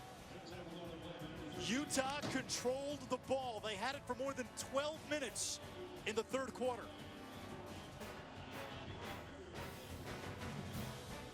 There is nothing holy about the football war between BYU and Utah. They play at altitude and with attitude.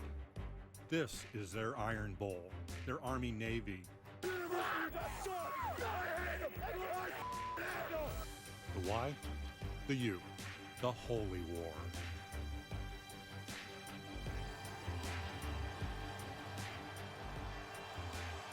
It's the biggest sporting event in the Beehive State. And we go to the fourth quarter, Utah lining up for a field goal. Line drive kick, no good. The kicking game over the last few years with Matthew Gay and Andy Phillips, such a strength for Utah.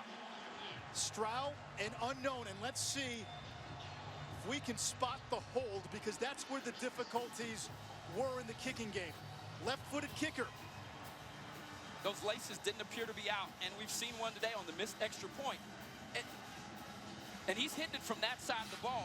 And it's almost, when you hit those laces, the ball does wacky things. Kickers hate it, and it's most comfortable. Listen, this is a unit that Whittingham has been asked about all fall camp, and if you go back and you listen, he has not sounded very confident in it, and that could be a costly play here as BYU is getting ready to now finally get some points on the board.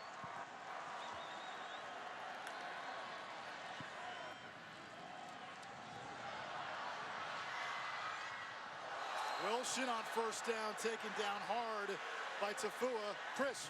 Guys, when I was talking to Kyle Winningham before the game, he actually felt very confident in the kicking game. Said, I think that we'd be comfortable with a 50-yarder, but when I was watching them in practice, they missed several before the game of 40-plus.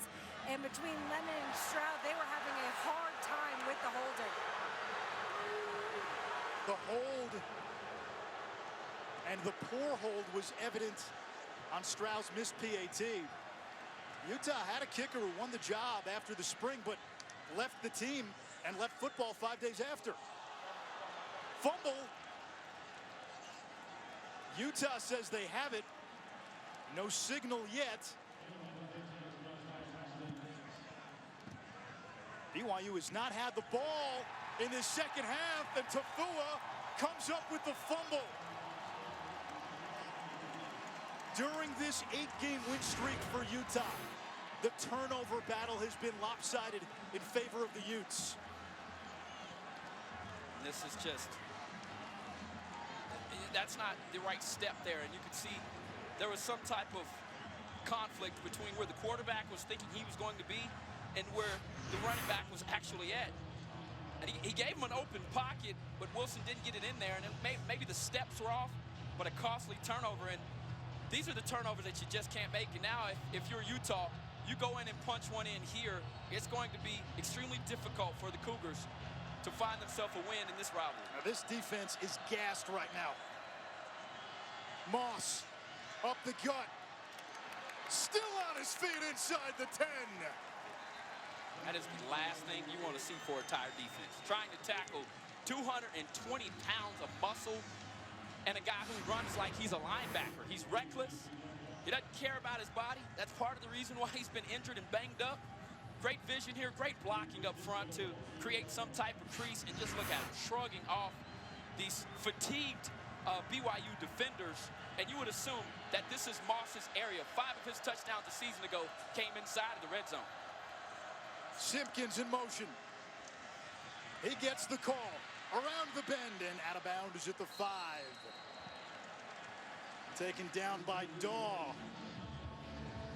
Went back to the well, right? We saw Dixon earlier score on a jet sweep, trying it again, and what does that do? That makes that defensive line hesitate. Now you come back and you pound with the inside run game, and you give the ball to your star tailback, Zach Moss, and you let this kid do his work. Because right now he's licking his chops. He hadn't found the end zone tonight. We already said earlier, first Ute in a while to rush for 100 yards in this matchup. Since 2011. They'll feed Moss again. Untouched into the end zone. Zach Moss extending the lead for Utah. That certainly silenced the crowd. And I tell you what, give credit to this BYU defense for trying to hold on as long as they could. But it's been the penalties that have extended drives that have kept them out on the field. In the third quarter, the Utes had the ball for 12 minutes. Compare that to the 2 minutes for BYU. There's no way in the world that you can stay out on the field that long and not see some type of difference in your play. They're tired, and when you're tired, your technique suffers. New kicker, new holder for Utah. Jason Shelley, the backup quarterback, will hold. And Redding nails the PAT. 13 points off turnovers for Utah. It's been a big factor tonight. Utes looking to make it 9 straight over the Cougars.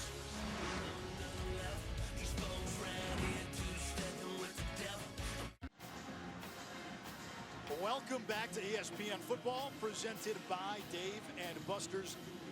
Holy War right now being won by Utah.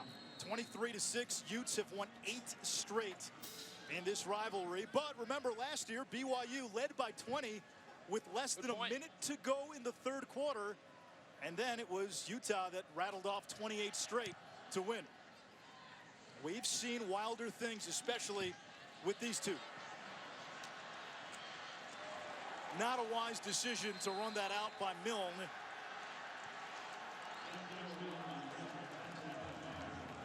AP rankings brought to you by Chick-fil-A. These are still the preseason AP rankings. You don't see Utah in the top 10, but they're at 14, highest preseason AP ranking in school history. Clemson, we expected that against Georgia Tech tonight, 52-14. Travis Etienne went nuts. Bama in action against Duke.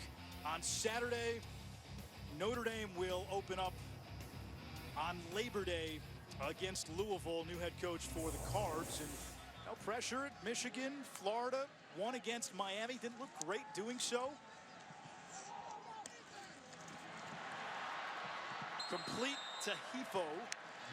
Leva Hifo is really the jack of all on this offense. We've seen him in the receiving game. He'll line up on the outside in the slot, used in the run game. Second on the team in catches a year ago. And for BYU, the offense just has to stay on the field right now. That's not what you want. Julian Blackman, touchdown! A pick six for the second straight year in this holy war. Yeah, that's the look right there. If you're Kalani, that's what you're thinking right now. The ball was tipped there by Lewis and fell right into the hands of Blackman.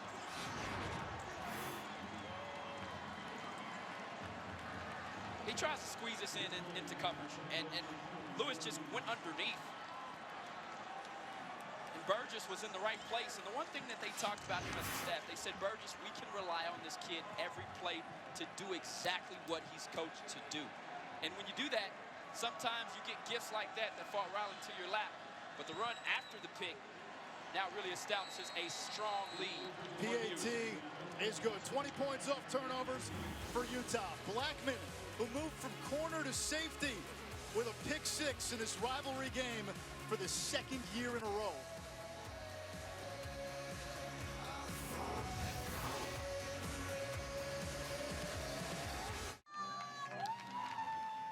We've said many times tonight, this is a rivalry where there's blood on both sides and a lot of interconnective tissue. Well, Julian Blackman, who now has returned an interception for a touchdown 2 years in a row in this game, he and BYU quarterback Zach Wilson are second cousins. And after Wilson threw the interception last year, he said they weren't on speaking terms for a little while. Well, the same will happen tonight. And if you're Blackman, you reach out to your young sophomore quarterback he's got a great future ahead, but give him the credit. Utes have gotten after him. Labor Day, it is Notre Dame and Louisville. Scott Satterfield's debut as head coach for the Cards. Notre Dame, number 9 in the country, highest preseason AP ranking since 2006. Irish, coming off a playoff appearance, back-to-back 10-win seasons. They haven't had 3 straight 10-win seasons since Lou Holtz was there in the early 90s. You buying Notre Dame getting back to the playoff this year? I think what you're seeing is some guys that are believing they've got talent, and I think Notre Dame is a true contender. We'll see what happens. We know they have the schedule to impress, certainly the College Football Playoff Committee. Wilson under duress, running in circles, now steps up, floats it downfield in traffic, nearly picked again. That was Blackman who got his mitt on it. Now that was great. All the work in the backfield and being able to escape. But this is not a wise decision to throw this football. And, you know, listen, the kid hadn't appeared to be rattled much. You got to give him credit for having the moxie to try to go downfield. But the reality of it is, right, these types of decisions will turn into points. And we've seen that happen twice tonight. Wilson flushed again, in trouble, gets away, and taken down at the 30 by Burgess.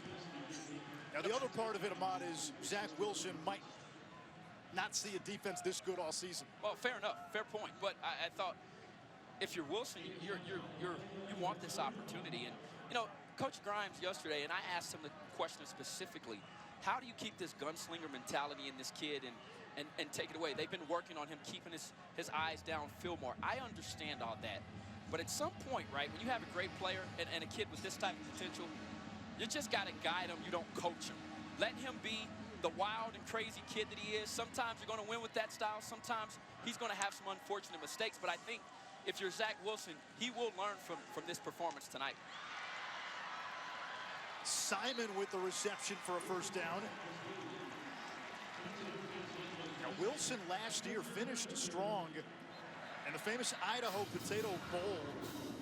18 for 18, 300+ yards, 4 TDs.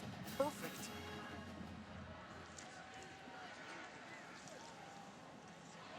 Broken up by Jalen Johnson, the all-conference corner.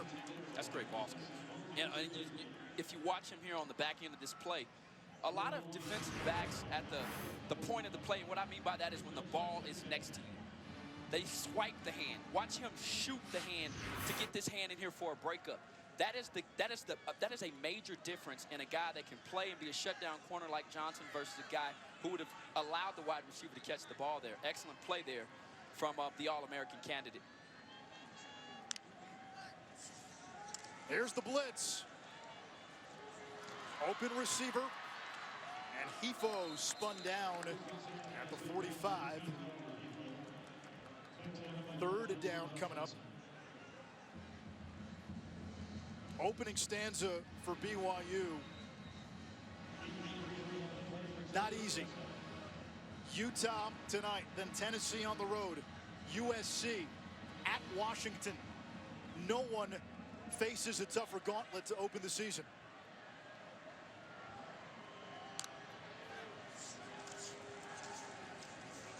Wilson downfield and hauled in by Dax Milne.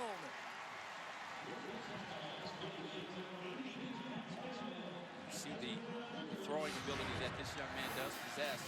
It's about being consistent now. I mean, he really threw a dart in here. You see him get in rhythm and walk into that throw, put the ball on the money. Brought in by Talon Shumway, one of 25 married players on this Cougar team. Wife Cassidy. Shumway, a terrific basketball player. His high school team, he was one of 5 starters. 4 went to play D1. Shumway could have.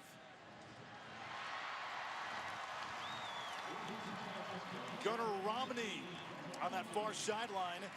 Another big pickup. BYU knocking at the door, still looking for that first touchdown of the night.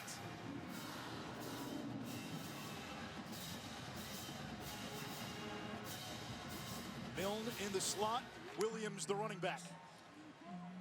Tyson Williams inside the 5 and into the end zone. First touchdown is a BYU Cougar for the grad transfer from South Carolina. Watch how he sets up the defender, Francis Bernard.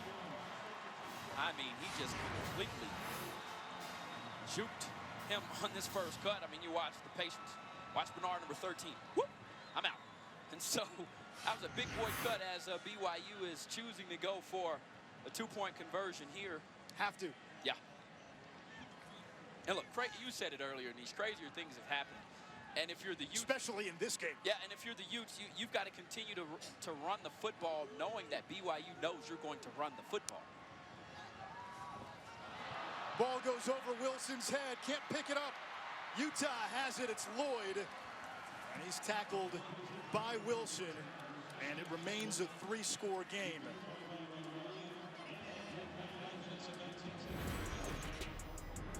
Second poor snap of the night prevents them from converting on the 2-point conversion. Cougars trying to get back in this thing. I got no excuses. Yeah. ESPN Thursday Night College Football is presented by Dave & Buster's, the only place to eat, drink, play, and watch sports. And in part by Chex Mix. Score the winning mix.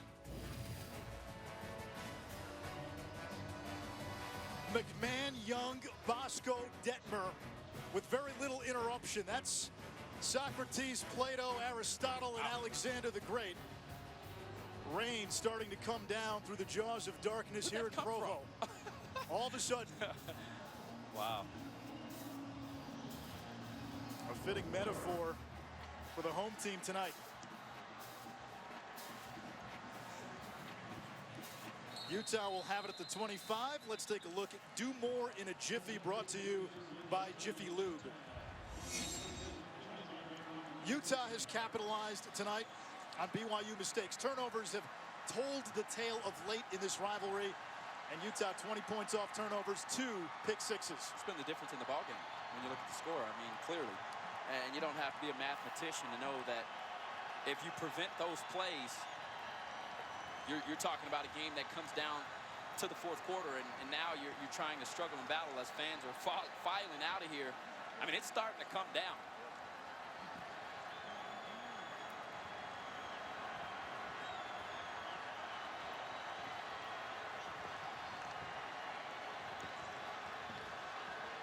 Moss churning in the rain. And a nice pickup on first down. That's been a big difference offensively. First down production for Utah. Well, I tell you what, they were phenomenal a season ago on the back of Zach Moss. And, I mean, averaged almost 7 yards pop on first down. I mean, that's totally phenomenal. And we've seen him today in first down situations pop off some big yardage like that. And that really keeps the offense on schedule.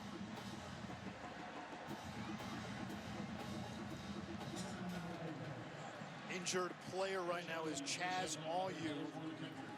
We're down to the camera angle that you see right now. We're told there might be lightning in the area, so a few of our cameras have been cleared.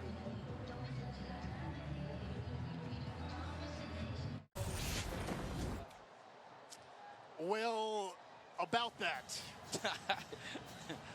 There is lightning in a 5-mile radius, which means the game is suspended as of right now. 9:01 to go, fourth quarter, 30-12. Utah on top, and they will have to hit the pause button for now until lightning leaves the area. We mentioned the rain was coming down. Our camera guys saw that there was lightning in the area before we went to break, so we were pulling back 3 of our cameras. So delays have dangerous ends, right? We're going to maybe wait a while for the dramatic conclusion of this one. Yeah, let me tell you something. As a former Texas Longhorn, though, this brings back some bad memories.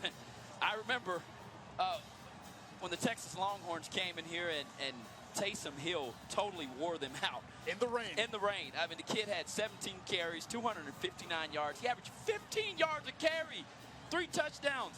They couldn't stop him. Not to mention Jamal Williams rushed for 30 times, 182 yards. After that game, the head coach now at Miami, the Miami Hurricanes, Manny Diaz was the defense coordinator at the time, gets fired on the ride home.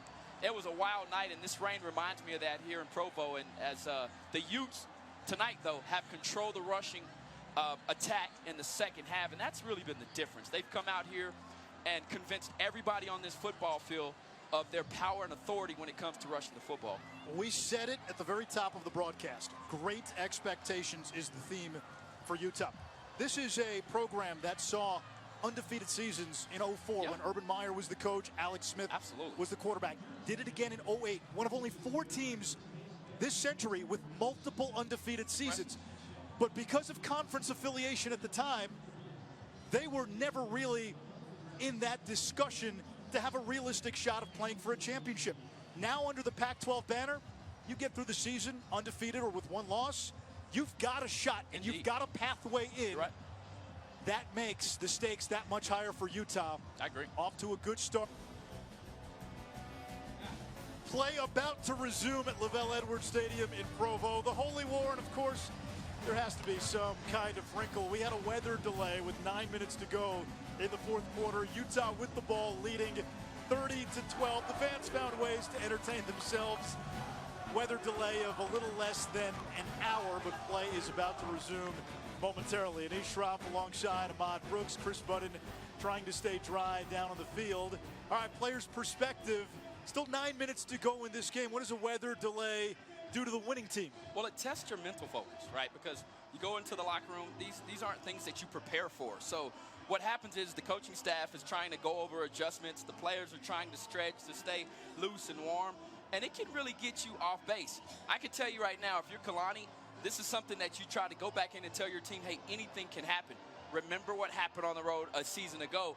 And if you're the Utes, you know you've got to come out here, be all business, and finish the mission. Yeah, still 9 minutes to go, and Utah's done it with defense today, especially opportunistic defense. 2 pick sixes in this game. Well, and they were both, in my opinion, poor passes from Wilson, trying to break the pocket here. An excellent play there from Bernard to take it back to the house. And then the second one here was just the ball that he shouldn't have thrown into double coverage and falls right into the hands of the defensive back who takes it for points. And then you come back. Huntley was the reason on this scoring drive. Had over 28 yards on this opening drive to come back, and then the hammer.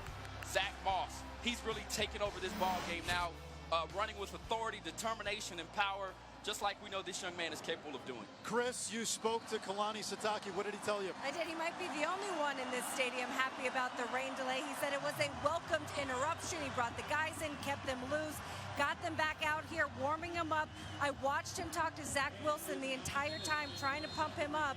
As for Utah, Kyle Whittingham, chance to reevaluate his kicking game. He was watching his kickers very closely during that warm-up period.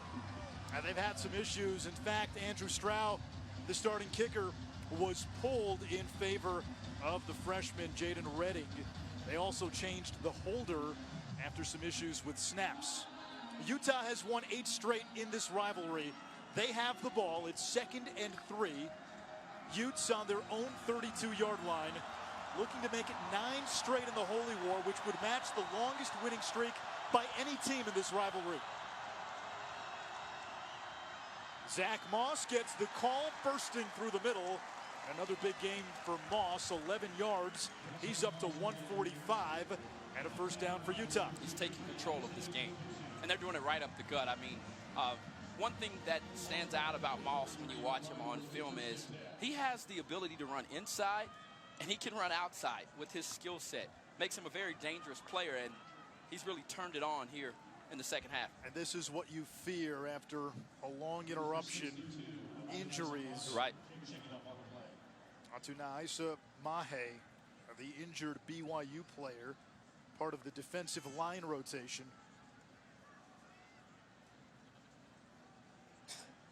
What did you do, Ahmad, in your playing days to stay loose when you had these kind of delays during a game? Well, in my career, I've only gone through 2 of them, and it really does take a leadership team, you know, where the leaders on the team are constantly telling the guys what they need to do, and then a coaching staff that prepares for this and keeping them focused. Use it as an opportunity to go back in and discuss your game plan and to keep the guys' brains sharpened in the game. It's a very difficult decision, and I put more of the onus on the coaching staff, because it is their responsibility to make sure that the players are prepared, and this is something that is very unique. It's week 1 of the season. BYU has a daunting schedule ahead. I'd say. At Tennessee, USC, at Washington. No one has a tougher road early. And if you look at their schedule, according to ESPN's FPI, BYU is an FPI underdog in its first 4 games. Favored the rest of the way, but this is a big season for Kalani Sitake. He does not have a contract beyond next year. You start 1-3 or 0-4, all of a sudden the noise surrounding the program gets louder. On the ground once more, and Moss still churning. A first down yardage for Utah in this second half has certainly helped this offense, but overall, how would you assess Utah's offense today? Dominance in the second half, and first down is his down. Zach Moss, we talked about it, 53% of his yards a season ago coming on first down, and you know, that's demoralizing as a defense. You come back out, you're trying to stop a guy like this, and I tell you what, it took him a while to get going, but he appears to be a guy that's healthy, and everything we saw tonight, from a stiff arm to the speed, the burst, the explosive nature of his game, it appears as though it's still intact. Moss again, a couple of nice cuts, eating up chunks of yards. That's 8 more. He came into this season needing 574 rushing yards to become the school's all-time leading rusher. Eddie Johnson holds the record. He played in the late 80s, and in week 1, Moss padding those numbers, 163 yards tonight, including a touchdown. Did you see that cut and the ability to get and accelerate? You know, the one thing is when you see a dominant back like that, that has lateral movement the way that Moss does, if they can maintain their speed through their cut, they become even more dangerous. And he's got power, he's got speed, he's got a complete game as a tailback. This is Jordan Wilmore, the freshman. And gobbled up for a short loss. Third down. Utah chewing up clock in this second half. BYU has only had the ball for about 7 minutes. Utah in that third quarter had the ball for 12 minutes. And this BYU defense, they're worn down. I mean, when you start to look at numbers like that, it's hard. I mean, just about the time you warm up the bench on the sideline, you're back out on the field, whether it be a turnover and your offense inability to score and to even maintain drives. I mean, they haven't even been able to get a breather tonight. And now a steady dose of Zach Moss, who plunges ahead for a Utah first down. If you're a tired defense, boy, and you've got that bulldozer coming at you.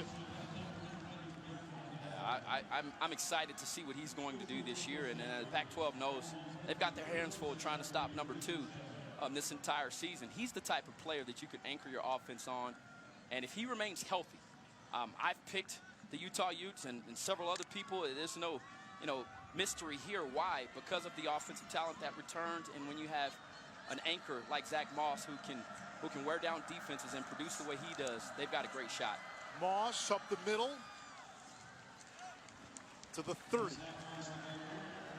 Saturday college football back on ABC. There is a flag down.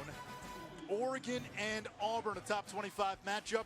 Justin Herbert, quarterback for the Ducks, a Heisman hopeful. Bo Nix, a true freshman. His dad was a pretty good quarterback at Auburn. And Auburn's got another Bo, Gus Malzahn. Face mask. Defense number 22. Half the distance to the goal. Automatic first down.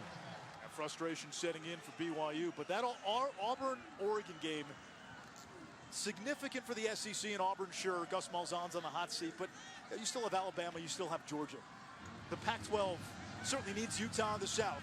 They need Oregon and Washington in the North. It's been 2 years in a row they've been shut out of the college football playoff. And really, since Oregon made the championship game in the first year of the college football playoff, the Pac-12 doesn't have a playoff win. It's a league where the perception took a big hit in week 1 last year. Oregon win against Auburn would go a long way to repairing some of that.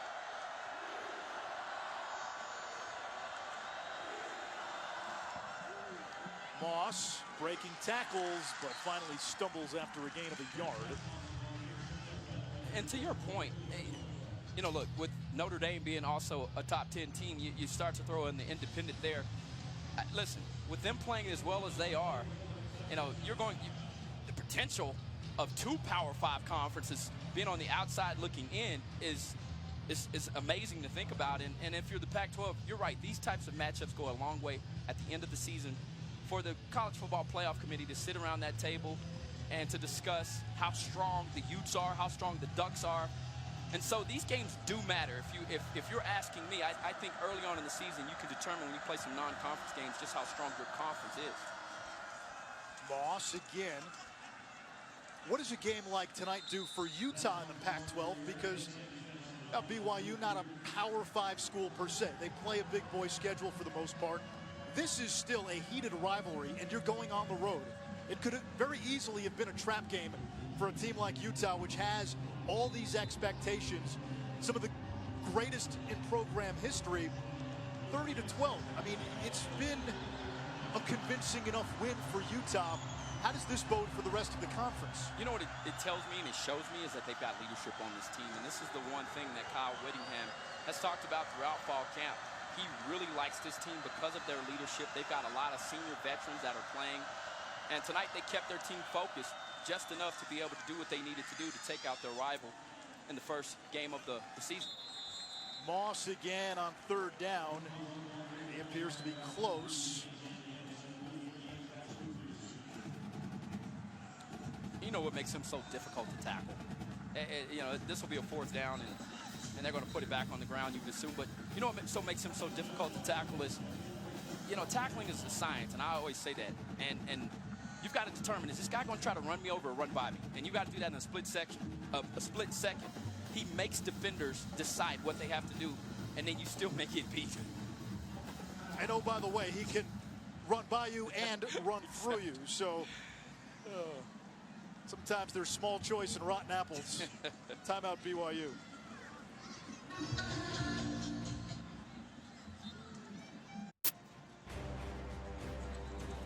Anish Raf, Ahmad Brooks, Chris Budden with you on a Thursday night in Provo. Saturday, WBO and WBA lightweight champ Vasily Lomachenko puts his belts on the line against England's Olympic gold medalist Luke Campbell. The vacant WBC title also in play. 12-round unification bout on ESPN Plus in English and Spanish, 4 Eastern, 1 Pacific from O2 Arena in London. To order the main event, go to ESPNplus.com/top rank. Tyler Huntley on the keeper to move the chains on 4th down. It sets up 1st and goal. Utah just about ready to put the ribbon in wrapping paper on a 9th straight win against BYU. And look what they've done in the last 4+ fourth quarters, or the last 4+ quarters going back to the game a year ago, 58-12. We've said it many times. The last 2 decades, 18 of the 21 games have been decided by a touchdown or less. Not the case tonight. And I thought they came out with a different purpose offensively. They wanted to run the football and establish that they could win the line of scrimmage. And that started with me. I thought Huntley being able to put the ball on the ground just like he did there on that 4th down, I would continue to make that a major part of the game. Timeout Utah, delaying the inevitable at this point. 1:48 to go in regulation.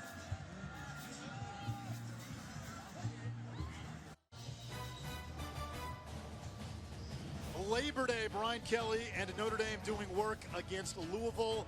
Scott Satterfield's debut for the Cardinals coming over from App State. Notre Dame fresh off that college football playoff appearance a season ago. What can you say about this drive to close out the game? 11 plays, 72 yards, chewing up the clock. Wow. And now going into victory formation.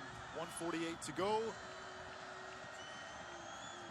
Utah about to make it 9 straight against BYU. Now, there was a Dickensian theme to this game. Great expectations. Utah, highest preseason AP ranking in school history, favored to win the Pac-12. Lee Corso has them playing Alabama in the national championship, but those are the goals that are now in play for this program. Their prestige, their perception has risen, but the talent and the ability and the athleticism is there to match. Their schedule is favorable. They miss Stanford and Oregon from the Pac-12 North. Now they get USC early in the season. They should run away with the South, and really the big game that I've got circled for them going forward is the road trip to UW and Husky Stadium. Yeah, I just think the leadership on this team, when it's all said and done, is going to be the reason. And the reality of it is you know, if you've got a player of Moss's caliber and a defense that can create takeaways the way we've seen here tonight and then turn them into points and then figure out a way to shut down a dominant quarterback like Zach Wilson. And this was what you would expect to see out of the Pac-12 favorite. The Utah contingent chanting 9 in a row. Ouch. Hard times continue for BYU in this rivalry. Kalani Sitake and Kyle Whittingham, they haven't spoken in a month, close friends. They'll share an embrace near midfield.